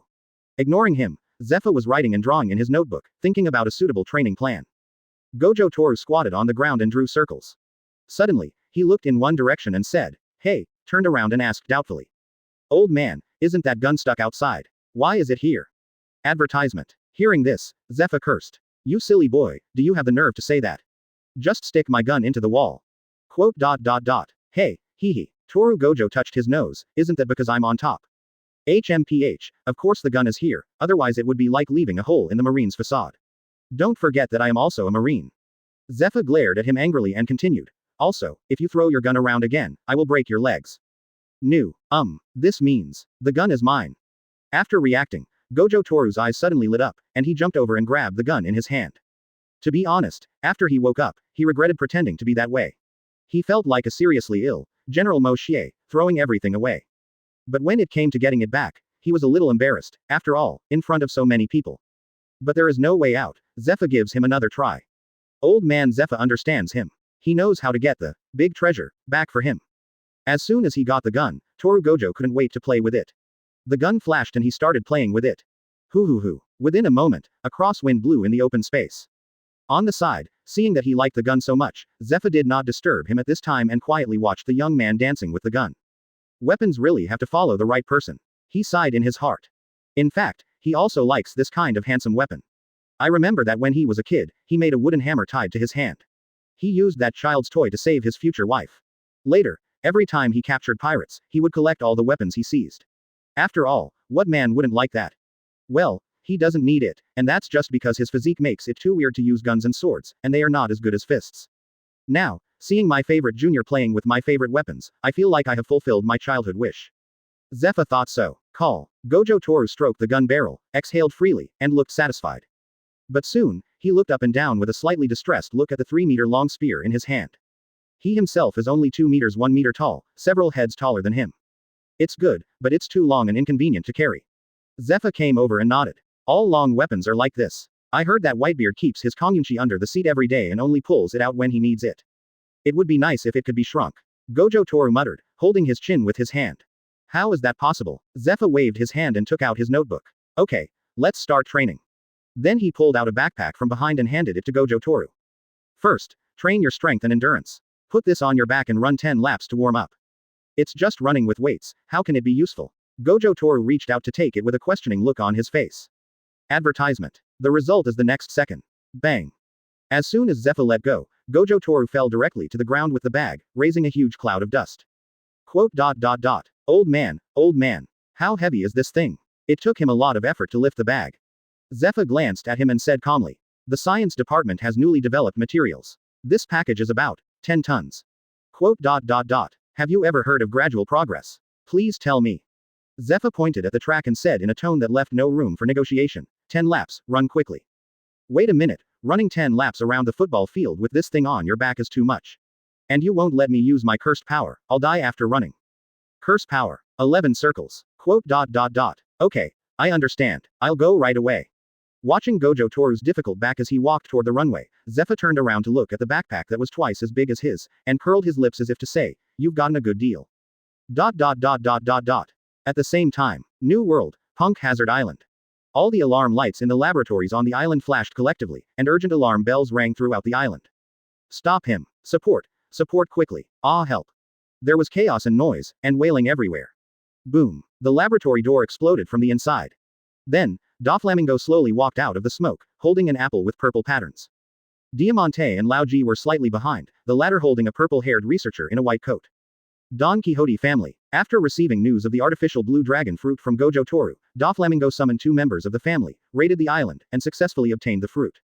However, the scientist he wanted to capture ran away, which made him feel unhappy, and in the end he only captured a passable one. At this moment, the purple-haired researcher was not panicked after being caught. He adjusted his posture in midair and looked at Doflamingo. Hey, I've heard of you, Doflamingo. Let's cooperate. Give me a laboratory and sufficient funding, and I can help you change the world. Really? Doflamingo sneered. But why did I hear that all your inventions were failures? Hearing that he was directly denied, Caesar immediately got furious. That's because you have no vision, bastards. Quote. Private Marseille. Caesar immediately admitted his mistake after seeing the cold gaze, and then continued. The blue dragon fruit in your hand is just a failure. If you cooperate, I can help you create a perfect devil fruit. Chapter 32 Dressrosa in despair. Oh, hearing this, Doflamingo became interested and raised his hand to play with the blue dragon fruit. He asked, are you sure? Of course. Caesar raised his head confidently. I can even help you build a demon army. Sounds good. I hope you're not bragging, otherwise, he. Caesar shuddered at the cold laughter, and then hurriedly made assurances and added. Dover, this laboratory is protected by Admiral Kizaru. He will definitely be here soon. I know a secret route. It's my private port. I can take you away safely. After hearing Kizaru, Doflamingo also realized that their current situation was somewhat dangerous. He looked at Caesar. Lead the way. No problem. After saying that, Caesar looked up at Lao Ji who was still holding him, and Lao Ji immediately let go of his collar. To be honest, Lao Ji doesn't like this fence-sitter, who looks so treacherous, but it is the young master's order. Caesar's lower body turned into a ball of purple mist, and with a devilish laugh, he led a few people to a small path. Swoosh, whoosh, whoosh, whoosh, follow me. Doflamingo looked at Caesar floating in the air with interest, then followed him. Logia devil fruit. Interesting. I wonder how it compares to this fruit. Doflamingo held up the blue dragon fruit, and looked at it. His eyes flashed and a strange arc slowly appeared at the corner of his mouth. The strongest creature in the world is a title that many people cannot refuse. But now, it was actually held in his hands. This sea is about to become lively. The next morning, Gojo Toru sat at the dining table in Zepha's house, his arms drooping on both sides of the chair, with a look of despair on his face. Facing the pudding, strawberry daifuku, matcha cake right in front of him, he had never felt so powerless as he did now. It was because last night, after seeing that I had adapted to the 10-ton load, that old man Zepha actually bought me a bigger backpack. As a result, his entire body was filled with aches and pains, and every time he raised his hands it felt like needles were pricking him. But there is no way Gojo Toru would die of gluttony. If his body can't move, then let the food move itself. He opened his mouth. The technique is turned forward and activated. Bang! Zephyr, who was reading a newspaper while carefully performing the spell, suddenly slammed the table, causing Gojo Toru to shudder with fear. Pa! The cake hits the spot. Quote. Gojo Toru remained calm, slowly raised his face covered with cream, and looked across the gap. Old man, if you don't give me a reasonable explanation, then from now on, your underwear will no longer exist. After he finished speaking, Zepha didn't even raise his head. After reading the rest of the newspaper, he slammed the table, stood up, picked up the cloak of justice and strode away. Okay. Gojo Toru was so angry that he laughed. If there's nothing in this newspaper that satisfies me, then old man, just wait for me to send you to all the Marines when you take a shower. After tying the ropes, Gojo Toru grabbed the newspaper on the table, stared at it, and studied every word carefully. After a moment, Gojo Toru ate the desserts on the table with great satisfaction. His waist and legs no longer felt sore, and everything he ate tasted better. After he swept away all the food on the table like a whirlwind, he left, patting his belly. The table was a mess, with a newspaper and a small note. The cool autumn breeze blew in through the suddenly closed door, passed through the living room, and then curiously gently lifted the newspaper. The bold front page headline then appeared. Advertisement. The Marine research team was attacked. The second blue dragon fruit was discovered. Below the title, there is a clear photo of Doflamingo holding the blue dragon fruit. It is conceivable how much shock this title and photo alone would bring to the ocean. The secret treasure of the sea, the devil fruit that can grant people incredible abilities and attracts everyone on the sea. And this devil fruit is exactly the same as the one owned by Kaido, one of the emperors of the sea. At this moment, this extremely precious fruit that has been verified by a strong man is right in front of you. Just open black lens bracket Dressrosa Kingdom close black lens bracket. Just grab it among thousands of people. Eat it and you will become the fourth emperor of the sea. Even become the One Piece above all others. Take down the One Piece mentioned by Roger in One Piece. Following the breaking news from the World Economic News this morning, people all over the ocean who knew about the devil fruit and Kaido, the Beast King, were all in an uproar. They shouted loudly with excitement, they shouted that the opportunity had come, and they raised the liquor in their hands. Then, they turned the boat around, heading towards New World Dressrosa. Bang. Hole. Damn it. Why did that guy stay in our country? The dull sound of fists hitting the table echoed throughout the Dressrosa palace. The ministers of the kingdom in the audience were also filled with resentment, but no one stood up to speak. King Liku glanced at their faces one by one, but all he got was a deeper bow of their heads. There was not a single minister in the room who could be used. King Liku's body suddenly collapsed. He wanted to say something, but in the end he just let out a weak sigh. At this time, a man wearing blood-stained armor in the audience took a step forward and knelt down on one knee in front of King Liku. King, I would like to lead the army to drive out Doflamingo and his group again. Hearing this, King Liku's tired face showed a little relief, but then he shook his head slightly. Cyrus, you are the bravest warrior in the kingdom, but Doflamingo's strength is not something we can handle. The first thing you have to do now is to recover from your injuries, so that I can feel more at ease. Cyrus wanted to say something more, but the next second he was stopped by King Liku's serious eyes, and he could only retreat back among the ministers. But his heart was full of unwillingness. After receiving the news that Doflamingo had landed on the island last night, King Riku sensed something was wrong through the marine who was urgently transferred from the surrounding area. He was immediately ordered to lead troops to expel him. He was the strongest sword fighter in the history of the arena. But in front of Doflamingo, he was being teased like a child. He witnessed his soldiers shed tears and swing their swords at their comrades in pain. That kind of pain is unforgettable. A minister who also cared about the country stood up and asked. What about Marine's support? We are a member of the world government. Marine cannot just sit idly by. Alas, it's too late. The minister next to the man sighed and said. Nowadays, most of the pirates on the sea are rushing to Dressrosa. There are even pirate ships appearing near the coastline, and there will be more in the future. As far as the surrounding areas are concerned, Marine can't help at all, and that doesn't include the sea emperors. They will definitely not be absent. But even so, by the time the large troops from Marine headquarters arrive, the kingdom will have been plowed by pirates. The minister who stood up pursed his lips after hearing this, with a look of despair on his face. The palace fell into dead silence, and fear gradually appeared on everyone's faces. No one wants to die, especially nobles like them who live a life of masters, but right now, it seems that there is only one way to die. They would not naively think that those vicious pirates would let them go. There was only one devil fruit, but there was no need to think about what so many pirates who failed to grab the fruit would do. At this time, the kingdom of Dressrosa. Advertisement. Open black lens bracket a dead end. Close black lens bracket. ... New World Sea Area. Emperor of the Sea, Big Mom's territory, all nations. Charlotte Perospero, Big Mom's eldest son, walked quickly into a dining room. Arriving at the table full of desserts, Perospero bowed slightly towards the tall figure on the seat, and then respectfully handed over a newspaper. Mom, this is this morning's newspaper, I believe it will interest you. Hearing this, Big Mom swallowed the cake in her mouth, took the newspaper, and said with a smile. Mama, Perospero, if you dare to interrupt my breakfast for some trivial matter, I will be angry. Please believe in your eldest son, mother. Big Mom nodded noncommittally and looked at the newspaper. After a while, Mama, this is really good news. If it weren't for that brat Kaido, One Piece would have been mine a long time ago. It seems like this is God's compensation for me, Mama. After reading the newspaper, Big Mom burst into laughter. She looked at her eldest son with satisfaction and said, Mama, Perospero, what can I do for you, mother? Perospero was slightly excited. Bring this fruit back, and this yellow-haired kid. Yes, Mama. ... The country of peace. Emperor of the Sea, Kaido's territory, Ghost Island. Ooh. Kaido wiped away tears with an aggrieved face, leaning on the throne, with a large wine gourd lying at his feet. Jin, you think so? We brothers both came from there. Woo woo woo woo.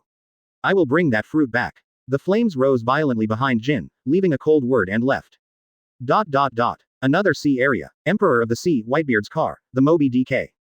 In the middle of the deck, Edward Newgate was sitting on a big chair without any hesitation. He threw away the newspaper and his eyes fell on Margao, whose face was full of excitement. He laughed boldly. Gu la la la, go if you want, my white-bearded son can't go anywhere in this sea. I will definitely bring the fruit back, Dad.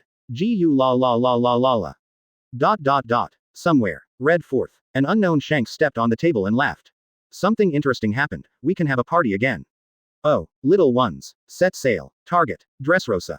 The edge of empty red land. A young man stood there, looking at the small black spot breaking out of the water below, weighing the black spear in his hand, and slowly raised the corners of his mouth. Call. Suddenly, the breeze blew slowly, and then the figure was gradually erased. Chapter 33 Nico Robin. A huge, clear bubble rose from the sea and burst, revealing a scarred pirate ship. The navigator on the ship held a nautical chart and shouted. Boss, we have successfully passed through Fishman Island and reached the New World. It will take about 2 days to reach Dressrosa. Ha ha ha, those scumbags from the Eviscerate Pirates still want to sink Lousy's ship. If the coating is broken, just feed it to the Poseidons. The blue dragon fruit will only belong to Lousy in the end. The pirate captain stood on the bow facing the wind and laughed loudly. His heartbeat was so thumping that his pupils turned blood red. On the deck, the crew members sat on the ground in a mess. Recalling the thrilling experience on the seabed just now, they suddenly felt a surge of fear in their hearts. There were so many pirates who wanted to go to Dressrosa like them. Just in the competition on the seabed just now, they witnessed 5 pirate ships being crushed into bloody mist by the sea water. The pirate captain turned around and saw them like this, and shouted loudly. Lousy, go to Dressrosa at full speed. Brothers, tighten your belts first. When we get to Dressrosa, Lousy will let you play freely. The devil fruit belongs to Lousy, and the treasure of Dressrosa is Lousy's. All the women belong to the brothers, even the princess. They can line up behind Lousy. Oh, Captain is wise. Grab the devil fruit for the captain. The crew's eyes instantly turned red, and all emotions such as fear were thrown behind them. Everyone cheered loudly for the captain. Under the heavy reward, all are brave men. Ha ha ha ha ha. The captain laughed with satisfaction, then he looked at the dozen or so pirate ships around him that were heading in the same direction. Find an opportunity to sink those nearby pirate ships for Lousy. Understood, Captain. Hey, Captain, there is a ship heading in the opposite direction ahead. The pirate captain took a look through the telescope and sneered. Haha, there are still merchant ships daring to be on the sea at this time, pull over and give our brothers some meat first. Oh, suddenly, a cold wind swept across the sea. ... Lying on the damp cabin planks. There was a large stain of mud on her new dress, and like any other girl seeing her clothes were dirty, she bit her lips in grievance. Behind the dark door, the voice of the man who had taken him in could be heard. They were arguing over the distribution of 79 million Baileys.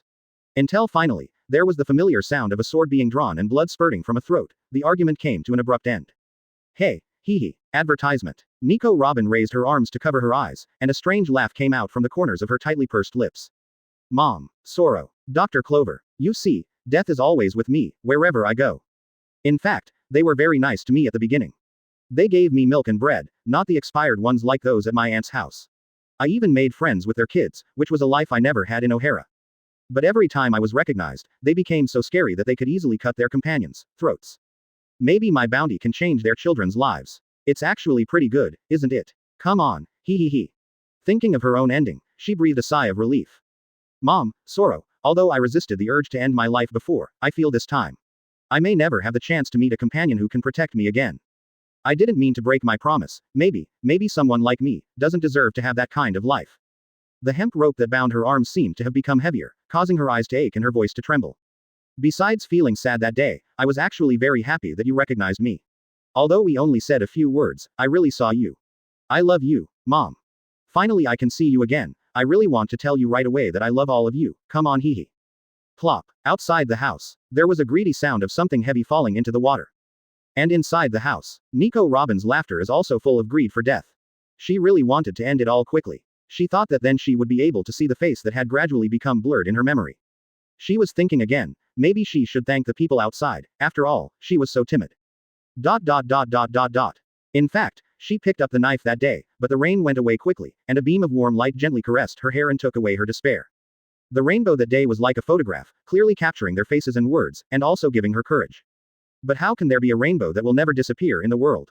Just like the unpredictable weather, it can turn into a heavier rainstorm in the next second. She was just an ordinary 14-year-old girl, no more special than those girls lying in the arms of their parents, but how much courage should she muster to hold up an umbrella in the wind and rain?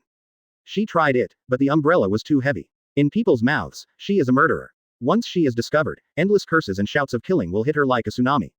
Open black lens bracket, go get a gun and take her head. Close black lens bracket. Open black lens bracket, why doesn't she just die? Close black lens bracket. Damn kid, you'd better die in the wilderness. Advertisement. Why haven't you dealt with her yet, Marine? She is the world's public enemy. In her memory, when she was chased by a group of adults with guns, all she could do was curl up in the corner and tremble. The reason was simply that she didn't cover her face when she was reading in front of the stall, didn't cover her face. She wants to live, she really wants to live. She really wants to inherit the dreams left by those people.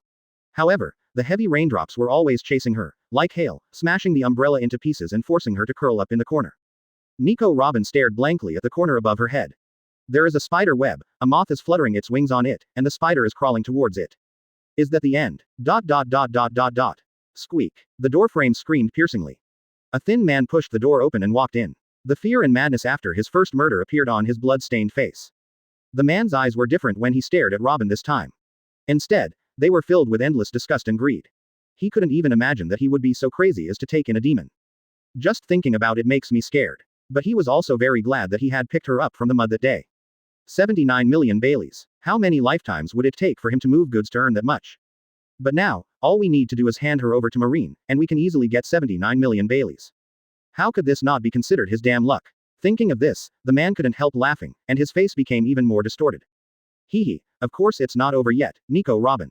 Before I hand you over to Marine safely, you can still eat delicious meals and still live well. How can I say it's over now? Nicole Robin did not respond to him, nor did she go to see him, nor did she discuss her life or death again. She then asked, "Well, shall you get better after this?" You. Hearing this name, the man suddenly lost consciousness and felt a sharp pain in his heart. Yu is his daughter, but she is also a pain in his heart that he can never let go of and will blame himself for his entire life. 2TG Chapter 34 Lightbulb, Father and Pirates. He was an ordinary porter traveling back and forth among many merchant ships, no different from his peers. But to be honest, it might be because he has a wife who he grew up with, which makes him seem luckier than his other peers who are single and miserable. After that, he was lucky enough to be blessed with a lovely daughter by God. He was so lucky, because she was so cute. That's that kind of cuteness that makes all the tiredness disappear after a day of moving goods just by holding her in your arms. From then on, he became the envy of all his peers and lived an extremely happy life. But he is just a porter at the bottom of society. How could he be so lucky forever? After his daughter was born, just moving goods was not enough to meet the family expenses, so sometimes he would go on merchant ships, which increased his income a lot because he was willing to do any job. But working on a ship is definitely not like working with cargo where you can go home every day. One trip would take at least a week at sea, so naturally you wouldn't see your wife and daughter often. Then his wife had an accident, changing a light bulb, and fell off a ladder. But changing a light bulb doesn't require standing very high. What can go wrong, right? But, head on the ground. Then, His 3-year-old daughter didn't know what happened to her mother, and she didn't cry or make a fuss. She just knew that she should go find her father because her mother needed him now. Then she opened the door and kept running, looking everywhere, running, looking everywhere. But he was on the sea, on the boat. It was late at night and raining heavily. How could a 3-year-old girl find him? When he returned home, he only saw a short grave and a girl with gray pupils sitting in a wheelchair. Broken neck, high fever, paralysis of lower body, blindness. That was all he remembered about that day. A light bulb, a tiny light bulb. He used to change it, but now she has to do it. The memories end here. I think so. The man suddenly calmed down, but soon became more excited again, and he yelled hysterically. No, of course you can. As long as you have money, lots of money. You can send Xiaoyu to the best hospital. Xiaoyu will definitely be cured. Really? Nicole Robin ignored the man's yelling and lay on the floor, watching the moth gradually being wrapped into a cocoon by the spider's silk thread. That's great, she said flatly. When she thought of the little girl who liked to listen to her history stories and combed her hair, she felt completely relieved. Xiaoyu, next time you run along the beach, you must take a good look at the scenery. Bang, sudden. A loud noise was heard from outside, and then the merchant ship began to shake violently. The man stumbled and fell to the ground. Before he could stand up, there was another burst of gunfire and shouting outside the cabin. What is going on? The man hurriedly stood up and ran outside, but as soon as he hit the gate of opening, the roaring firelight made his face red, and he was stunned for a moment. Advertisement: the mast had been broken by cannon fire, the sails were burning on the deck, and a group of pirates with hideous smiles were climbing onto the ship using the ropes. As soon as they landed, they hacked to the ground the only 2 remaining boatmen on the boat, and blood splattered all over the ground. In fact, there was originally a pool of blood there, but it was thicker now. Ha ha ha ha, bang. At this time, a scarred man over 3 meters tall laughed and slammed directly onto the deck, causing the bow to sink a few inches and shake. The man leaned against the doorframe and saw this scene, and despair suddenly rose in his heart. The scarred man also noticed him at this time, stopped his younger brother who was about to swing a knife at him, and strode towards him. But when he walked up to him, the scarred man walked straight into the cabin without even looking at him. It stinks worse than the cargo hold on the lousy ship. As soon as the scarred man entered the dark cabin, he fanned his nose with a look of disgust, turned his head and shouted outside, "Give me a torch." Soon, a younger brother came in with a torch. The cabin immediately lit up, and Robin, who was lying on the wooden board, also appeared. Oh, a slave ship? Seeing the girl, the scarred man walked around the cabin with interest, but he didn't see the second person. Tisk, just one. How unlucky. Cursing under his breath, the scarred man came up to Robin, half knelt down and put the torch in front of her. Robin felt a burning pain on her cheeks instantly. Just as she was about to turn away, a big hand quickly pinched her cheeks and moved closer to the torch. You're Nico Robin, the devil's child? The scarred man looked slightly surprised, then his face turned over with joy. This trip really wasn't in vain. Lousy, I haven't even seen the blue dragon fruit yet, but I've already caught a demon child, ha ha ha. But the next second, get away, don't come near her, she's mine. The thin man suddenly rushed over from the side, with a distorted expression, and rushed towards the scarred pirate. He looked like a cat whose tail was stepped on, with its teeth and claws bared. It's a pity that a pirate captain who can fight his way out of so many pirate groups can't be easily encountered by an ordinary person. As soon as the man made a move, the scarred man stood up and kicked him. Bang! The man was kicked so hard that he bent over like a shrimp, flew backwards and fell at the door, spitting out a mouthful of blood. His face was pressed against the wooden board, but his eyes were fixed on the scarred man, and he said hatefully, "A-hole! She's mine, she's my daughter's life-saving money, get out of here." Hearing this, the scarred man grinned, revealing his big black and yellow teeth. "So this is your daughter's life-saving money, why didn't you tell me earlier?" He walked up to the man step by step, smiling sincerely. "I'm not some vicious pirate. Why are you so impulsive? You must be hurt. Hurry up and get up. Let's discuss how to save my niece." "Really, can you save my daughter, big brother, uncle? Please help me, I can do anything, I will kill whoever you tell me to kill, please, let me go. Please change the money and save my daughter." The man seemed to have suddenly lost his mind. He rushed over and hugged the scarred man's feet, speaking incoherently and begging nonstop. The scarred man looked down at the madman at his feet and grinned. Advertisement. Then she raised her foot and stepped hard on the man's hand, crushing it hard. Snap. Ah! The man's metacarpal bones shattered instantly. "Save your daughter." The scarred man squatted down, grabbed his hair and lifted it up. "Let your daughter give Lousy's brothers a good time. I guarantee the medicine will cure her, right, brothers?" "That's right. Let me be the medicine inducer, Captain, hee. Get lost, you are not as strong as me, let me be the captain." Ha ha ha ha ha ha. The surrounding pirates suddenly burst into laughter. A-hole. I'll kill you, cough cough. Hearing his daughter being insulted like this, the man suddenly felt angry and coughed up a large mouthful of blood. On the other side, Robin lowered his head deeply. After all, that man was also the father of his friend and had even saved his life. Even if he wanted to hand himself over to Marine, Robin couldn't bear to watch the scene before him. "Assholes? We are pirates, of course we are assholes. The scarred man smiled grimly. Don't worry, there is a logbook on this ship. I will find your home and give your daughter good treatment, ha ha ha ha. After that, he ignored him and walked out, saying, Pack up and bring Nico Robin from the house aboard, it's a big deal. But no one responded to him on the boat, which was so bustling just now. Huh? What are you standing there for? The scarred man turned his head impatiently. All the younger brothers behind him were staring in one direction in amazement, and had no response to his orders. The scarred man frowned, looked in the direction of the sight, and then also stood there in a daze. After a while, he came to his senses and roared. Where's the ship? Where's a pirate ship as big as Lousy? Not only was his own ship gone, but all the other pirate ships that were nearby just now also disappeared. Why are there so many bubbles on the sea surface? I'm sorry, your boat is a little fragile, but I promise, I really just touched it lightly and I don't know how it sank. A clear voice suddenly sounded from behind the scarred man, appearing like a ghost, and the surrounding pirates' hair stood on end instantly. Without waiting for their reaction, the next second, the voice reached my ears again. Well, I don't think I need to apologize to you pirates. First, I'm a marine after all. The tone sounded helpless. Oh, I can't help it. The good tradition of being polite is ingrained in my bones. So I'll ask one more question. The scarred man woke up with a start and turned around suddenly, then he finally saw the face of the person who was speaking. At the door, a white-haired boy holding a gun smiled politely and asked, You little bastards, can you please die? Chapter 35 Pie Charts. Arrogant. The fire on the boat grew bigger and bigger, and the atmosphere on the scene gradually became grim as Gojo Toru spoke wildly. The scar-faced pirate tilted his head and glanced at his deputy beside him, but the other shook his head, indicating that he had never seen such a person in the marine. Seeing this, the scar-faced pirate looked at the pretty boy in front of him and smiled cruelly. He thought he was some powerful person, but he turned out to be a recruiter who had never seen the world. His nervous expression turned into a playful one. It seems that you, little brat, have never heard of the fierce reputation of our scar pirates. Scar pirates. Hearing the name, Robin, who was not far away, was stunned. He never expected that he would encounter such a powerful pirate just after being captured. The scar pirates are famous all over the world. The name of the pirate group is the nickname of the captain. They are from North Blue, which is also the sea with the highest comprehensive quality among the 4 seas. The pirates who made a name for themselves there are all very strong. Impossible to be weak. Scar has a cruel personality. Just 1 year after his debut, he committed several massacres of civilians. He has never been caught despite Marines' pursuit. He has made his current notoriety with a big knife and is now a supernova on the sea. Because his behavior was too bad, Marine offered a reward of 220 million Baileys. Robin, who was always paying attention to the situation on the sea, only saw Scar's face clearly through Gojo Toru's back at this moment, and couldn't help feeling despair again. She lowered her head with empty eyes. I'm sorry Sorro, my life is really coming to an end. On the other side, the thin man lying on the ground was also disheartened. When doing business on the sea, one must understand the pirate groups on the sea, and be able to please them when encountering them, with a high probability of saving his life. But right now, this pirate group's hobby is massacre. Thinking of Scar's words just now, the man collapsed instantly, as if he had fallen into an ice cave, and his body shook violently. Just as the two were in despair, Gojo Toru's extremely disgusted voice came over. Scar pirates? Who came up with such a tasteless name? It sounds like some kind of minions. Of course I have never heard of them. After he finished speaking, the thin man and Robin both widened their eyes and looked at him in disbelief. Even the pirates looked at Gojo Toru with mocking expressions as if they were waiting to be chopped into meat paste by the captain.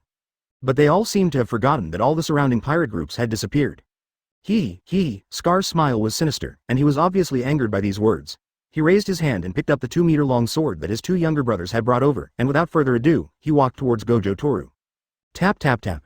Before he could take 3 steps, Scar suddenly took big strides to close the distance, and the blade dragging behind him made a sharp whistling sound.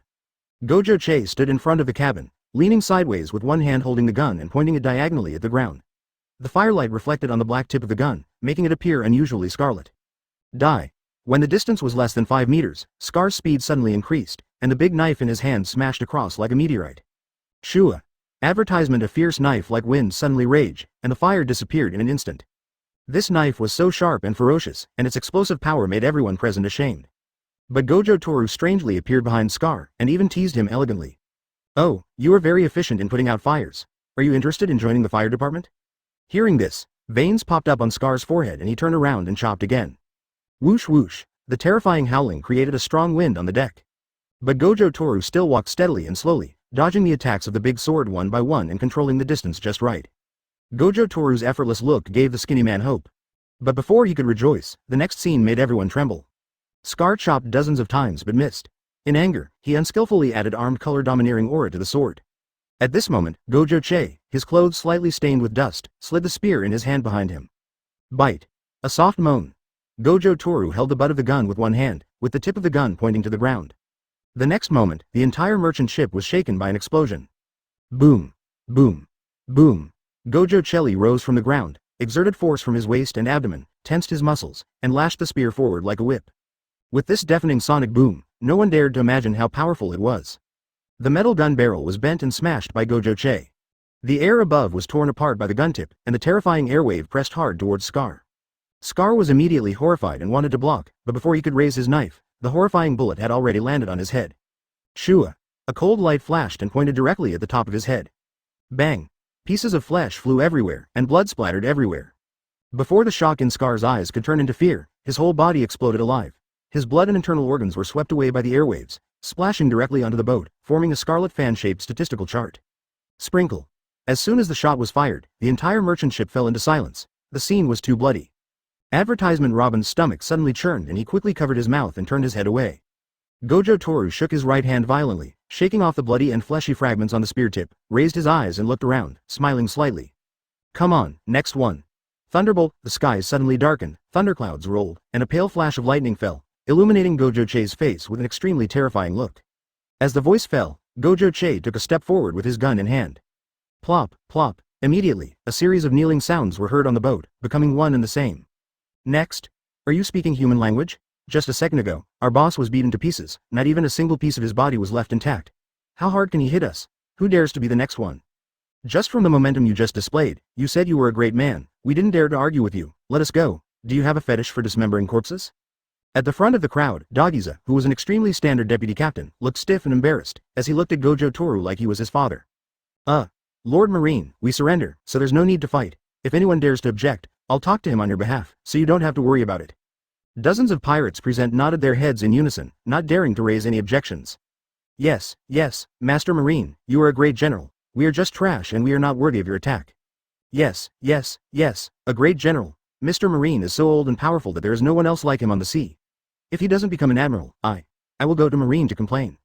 That's right, I think even the current 3 admirals are not as good as Marine Sama. He is definitely the best Marine. The pirates all flattered him. Robin and the thin man's faces turned pale and complicated as they heard the discussions around them. Pirates complaining about Marine. How fresh. Why don't you nominate him as Marine Fleet Admiral? Seeing this, Gojo Toru felt that he could save himself the trouble, looked at the pirate vice captain, and grinned. You must have killed a lot of civilians, right? The deputy captain was shocked and kowtowed repeatedly. That was all forced upon me by that beast Scar. If I hadn't done it, he would have killed me, and I didn't. Stop. Although you deserve death, I will give you a chance to live. Gojo Toru raised his hand to interrupt with an impatient look on his face. Chapter 36. Dead Mouth. Move fast, then, he said calmly. If you execute all the people around you who you think are guilty of heinous crimes, I will let you go. In an instant, many people on the deck froze in their faces and broke out in cold sweats. But the deputy captain's eyes lit up when he heard this, and he said excitedly. Got it, no problem, I promise you'll be satisfied.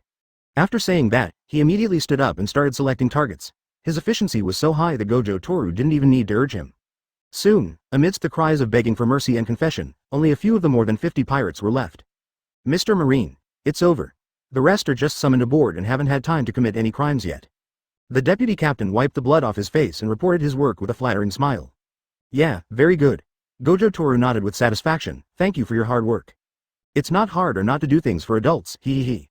That's right, but you made too much noise just now, so you will be sentenced to death and executed immediately. Shua. Everyone only saw a flash before their eyes, and the spear light disappeared in an instant. Then, another quarter of the blood-colored fan-shaped pattern on the ground was filled. Gulu. When the remaining people saw this scene, they trembled all over and swallowed nervously. But the next second, they felt that their voices were too loud, and they buried their faces in the ground in panic. Their bodies trembled uncontrollably, but they did not make any other sound. It's much quieter now.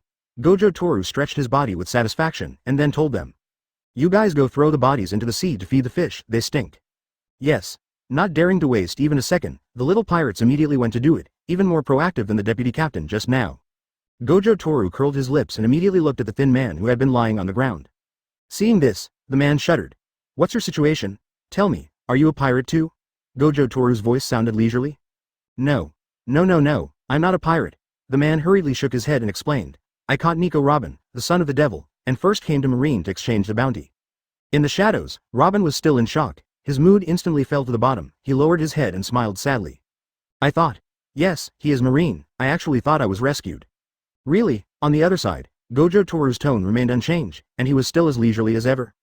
Advertisement. But wasn't the devil's child just snatched from you by the pirates? Now I've got it back. How can you say you caught it? Hearing this, the man suddenly raised his head, stunned. This, Gojo Toru grinned. That's right, I caught the man. There's no reason for you to exchange him for the bounty, and... He paused, then said coldly, you just killed someone, didn't you? It was an ordinary person. Moment. The man's entire body trembled violently, cold sweat broke out all of a sudden, and he stammered for a long time trying to quibble, but in the end he just uttered. Yes. That's right, murder. Gojo Toru withdrew his gaze from the blood-red color surrounding him and said with a smile. What is the consequence of murder? Did you see it just now? I saw it, the man replied in a trembling voice. I don't like going through those troublesome procedures, so do you want to do it yourself or should I help you? I myself. Wait a moment. At this moment, an anxious crisp sound was heard in the cabin.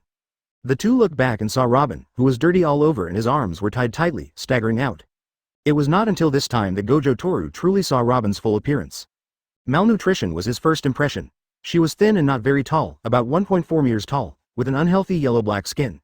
Her feet should be at their most delicate age, but now she had frostbite, as if she had been living in the mud for years. But the face is much better than other parts of the body. Maybe I have supplemented a lot of nutrition recently, and my skin has some healthy fat.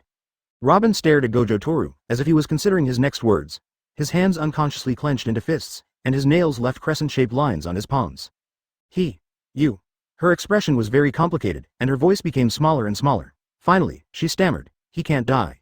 Hearing this, Gojo Toru seemed very confused and asked in confusion. If everyone he killed can die, why can't he die? That's not what I meant, Robin said nervously. What does that mean? How is he superior to others? Tell me. Gojo Toru leaned forward with a serious expression, but his eyes beneath his sunglasses showed a hint of smile. Robin's expression changed. Oh hoo, Gojo Toru laughed in his heart and slapped his thighs. The future black-bellied little queen looks embarrassed. No matter how you look at her, she is a little cute with an extremely contrasting look. It's really fun. If he had known he would meet Lil Robin, he would have stolen a camera phone bug from old man Zephyr. What a bad decision. When I get back, I'll learn from Kizaru and wear a camera phone bug on my wrist. Advertisement him. Write it down in your notebook. Robin felt numb and cold all over at this moment, and couldn't help but curse himself in his heart. He couldn't even save himself, but he begged for mercy for others. What a hopeless idiot. But when she thought about Xiaoyu's future life alone, her nervousness eased a little. But he has a daughter at home who can't take care of herself. If he dies, his daughter will definitely die too. When he heard the word, daughter, the man's eyes suddenly became blurred and he felt extremely regretful. Yes, if I die, how will you live alone? Gojo Toru rubbed his chin and thought for a moment, but then changed the subject and said, let's not talk about this for now, let's talk about how to deal with you first. Robin's petite body trembled like a little rabbit. Me? I'm not sure I'll be executed, what else can I do? Execution? When did I say that? Gojo Toru asked in confusion. But you're not a Marine. Gojo Toru raised his hand to interrupt her and said seriously. I may be a little different from other Marines. I like to act in accordance with the law. The law must be the law I agree with.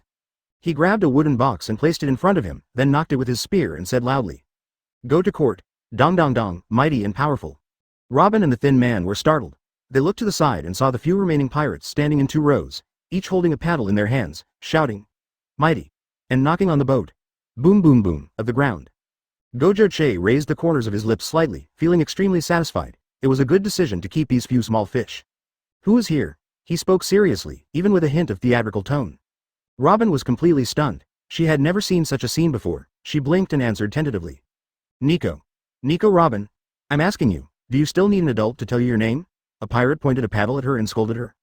Gojo Toru looked at this man with a hint of surprise. This wasn't in the script. What a wise guy. Seeing this, the other pirates cursed themselves in their hearts. Damn it, why didn't you move earlier? Robin had a complicated expression and said, I am Nicole Robin. Gojo Toru nodded. What crime did you commit? The crime. Robin's mind was in a mess. What should I do? What is the situation now? What crime have I committed? The pirate shouted again. Hurry up and tell me, why are you hesitating? Others. Shut up. Hurry up. Chapter 37. Innocence on the merchant ship, which still had a strong smell of blood. Toru Gojo sat on the wooden box on the deck, looked into Robin's eyes, and asked. Killed? No. Robin immediately shook his head. Is that a robbery? No, murder, arson, robbery, and looting of homes. There must be one of them, right? None of that. I've never done anything like this. Robin shook his head like a rattle. Gojo Toru frowned in displeasure. It's neither this nor that, so why on earth are you wanted by the world government? I can study history. Does it count? Robin lowered his head, and when his voice reached Gojo Toru's ears, it was already inaudible. Huh? Gojo Toru screamed strangely. His appearance and skills were perfect. Isn't it great to have studied history? It's as if someone has never gone to school. I've been around for 5,000 years, and I can't tell you which period of history I can pull out. You play for 2 hours? Up, and down 5,000 years? Robin's eyes suddenly widened. Cough. Gojo Toru realized that he had been cheating, and his eyes suddenly wandered. It's actually not that long, it's just an exaggerated rhetorical technique, but it still exists after 800 years. Well, to say 800 years is actually half-assed. The key is that he hasn't seen the complete historical plot. He only knows what Vegapunk tells it, and he probably won't be able to see the subsequent plot. But it's enough to pretend to be a saint in front of a little girl, to show off to others. So, you also know about the blank 100 years, Robin looked excited. TCH, what's so surprising about that? It's just 20 kingdoms rebelling and overthrowing a huge kingdom, and then establishing a world government. Gojo Toru waved his hand nonchalantly and said casually. Gah. However, even though he said he was happy, the whole ship fell into silence, and everyone's heads were buzzing. World government was formed from 20 kingdoms? And overthrew the largest kingdom at the time. No, what's going on with this familiar sense of sight? By the way, isn't this what the revolutionary troops have been shouting to do recently? A few people who had just gone to sea had never seen the world, but they had heard of the world government and the notorious revolutionary army. They were exposed to such a shocking secret when they first came. If this news is sold, you won't have to worry about it for the rest of your life. Robin turned his head stiffly and looked at the pirates on both sides with his dark eyes hesitantly. Even if you really know, then you can't tell it everywhere. Are you really not afraid of ending up like her, being hunted by world governments all over the world? Time stands still for 2 seconds. Gojo Toru noticed her gaze and chuckled. They don't dare to tell anyone about the tape. Robin tilted his head slightly, his face full of confusion. Because if you tell me, you will die, Toru Gojo smiled brightly and explained. Even if they report this kind of thing to the world government, they will definitely be silenced in the end. What they're thinking about now should not be how much the news is worth, but how to keep Yanshi's mouth shut. If only one word is revealed, the whole family will die. Oh. As soon as he finished speaking, the pirates who were just thinking about making a lot of money suddenly stiffened their expressions, and then their whole bodies began to tremble uncontrollably, and cold sweat broke out. The nervous beating of the heart could be clearly heard. Advertisement. Gojo Toru smiled playfully at them. Why, that's what I thought. Don't dare. Everyone shook their heads wildly. Haha, I feel sorry for my life. Gojo Toru curled his lips and looked at Robin again. Okay, it's not a big deal to know history. Let's talk about other crimes. Before the shock in Robin's eyes disappeared, he was stunned again. If this is nothing, then what crime can she commit as a person who hides around all day long? She timidly said, no, no more. No? Then aren't you innocent? Robin was stunned for a moment, his pupils gradually lost focus, and he subconsciously repeated and doubted in his mind. Not guilty, not guilty, not guilty, I am innocent. Otherwise, if you didn't steal, rob or kill, why would you be arrested? Gojo Tetsu leaned lazily, lying on his side on the wooden box, holding his chin in his hand and said casually. Doesn't your life scream? If you want to live and have a partner, then reach out and there will always be someone standing behind you. Maybe you will meet them in the next second? In fact, the world is so complicated and simple. Standing on the cliff and not shouting twice, wouldn't the hardships on the road be in vain? Who would know that you have been here? Caterpillars on the roadside. Listening to the voice in his ears, Robin's self-doubtful expression gradually dissipated, and his eyes slowly became sparkling, as if they were put together again on a colorful board. Gojo Toru glanced at the pirates again. The meaning was obvious. Your Excellency is right. Since Miss Robin has not committed any crime, she is naturally innocent. The one who spoke was still the wise pirate. Yes, that's right. Miss Robin is innocent, not guilty. Several pirates quickly followed suit. They also realized that this Mr. Marine was on Nico Robin's side. Studying history is a serious crime in the world government, but he directly denied the world government with just a few words. He even knows more than Nico Robin. What else can these minions say? In their current situation, the world government does not even have the authority of the 5 elements. Listening to the shouts of those stupid pirates around him, Robin's body trembled slightly, tears welling up in his eyes. Her world is full of loneliness, curses and pursuits, and bad luck is her synonym. But at this moment, seeing Marine lying on the box without any emotion and looking at her like an ordinary person, her defenses began to collapse. That's right. Robin raised her head, tears welling up in her eyes. She could no longer suppress her emotions and cried hysterically. I am not the son of the devil. I am not a murderer. I just want to survive on this ocean. I am not guilty. The crisp sound echoed for a long time, and the dark clouds in the sky above disappeared. Advertisement. The moist sea breeze, mixed with a new scent, took away all the grievances and fears she had experienced over the years. At that moment, time seemed to stand still. In Gojo Toru's eyes, her hair swayed in the wind in the beam of light that broke through the clouds.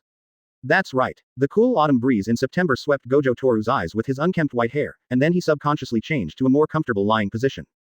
Dot dot dot dot dot dot. Dot dot dot dot dot dot. Admired the little Robin covered in light for a while. Gojo Toru seemed to look at the other side of the deck and asked abruptly. What do you think? Upon hearing this, everyone looked in that direction, but saw nothing.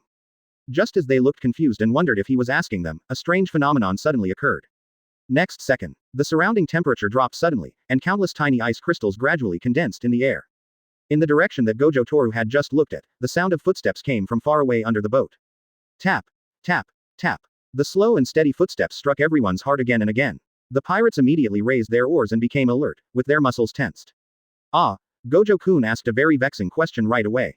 Exclamation mark, exclamation mark. The sound came like a bolt from the blue. Instantly, Robin's whole body stiffened and trembled. The next second, he collapsed to the ground, and the light that had just risen in his heart instantly turned into a black hole of despair. She couldn't have mistaken this voice. The man who had terrified me for 6 whole years, who had appeared in my nightmares every time. Hi, Marine Admiral Aokiji. On the deck, there was a burst of screams that scared away the seagulls. All the pirate minions were stunned, and they could easily fit 2 eggs into their open mouths. With the biting cold, a tall man with an eye mask and a lazy expression walked down the frozen steps. Without looking at the others, he walked straight up to Gojo Toru, scratched his head, and sighed. I've heard for a long time that there's an incredible newcomer coming to our department, but now it seems that the rumors are indeed unbelievable. What do you mean? Gojo Toru looked at him with interest. Aokiji tilted his head and thought. Ah, you're not just amazing, if I were to use Borsellino's words, you're really terrifying. Hearing this, Gojo Toru chuckled, patted the box and laughed. Ha ha ha, that guy did say that a lot. But, Aokiji changed the subject. Gojo-kun, you privately declared a wanted criminal by the world government not guilty. I can see that you are planning to. Marine, Chapter 38 Children want to eat sweets. Tisk.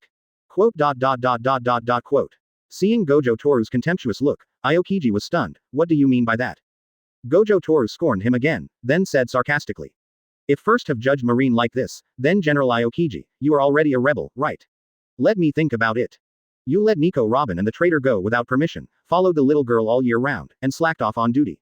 Ah la la, General Aokiji, you are much worse than me.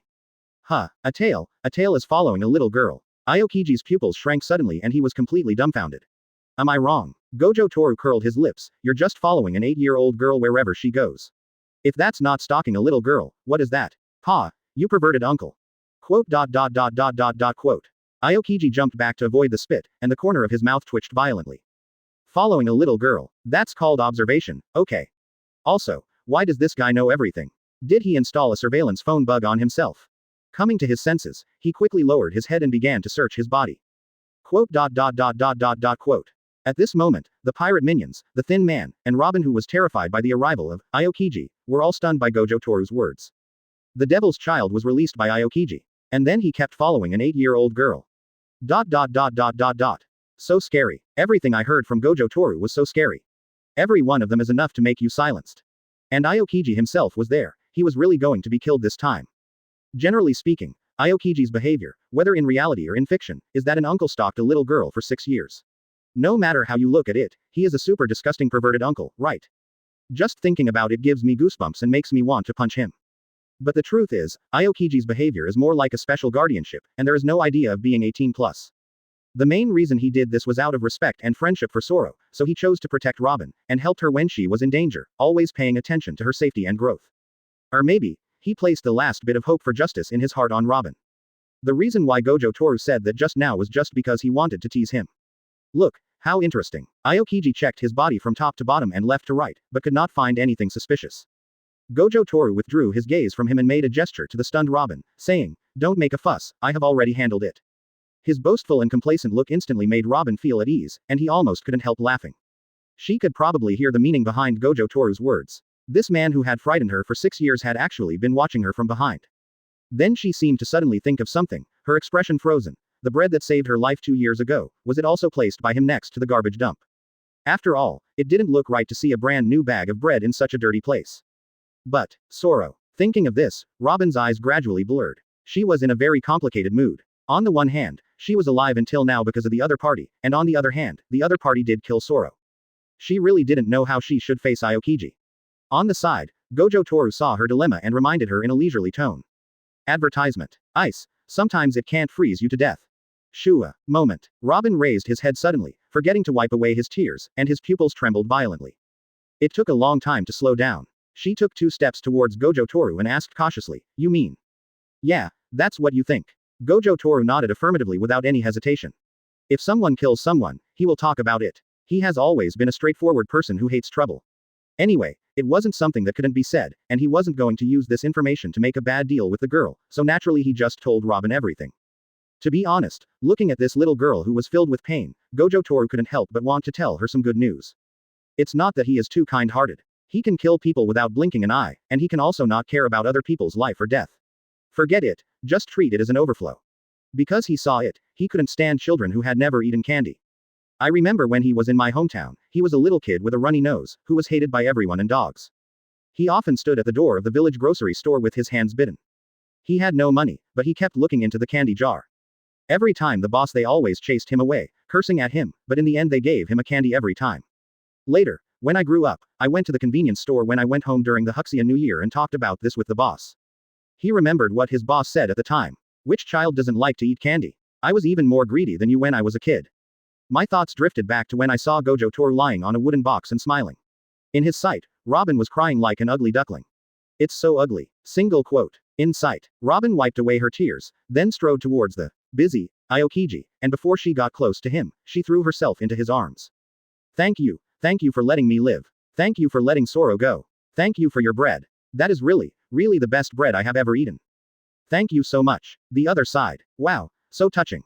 Yes, it's so sad, so sad. Wow, wow, wow, I don't understand, but Miss Robin must have had a hard life. Ooh.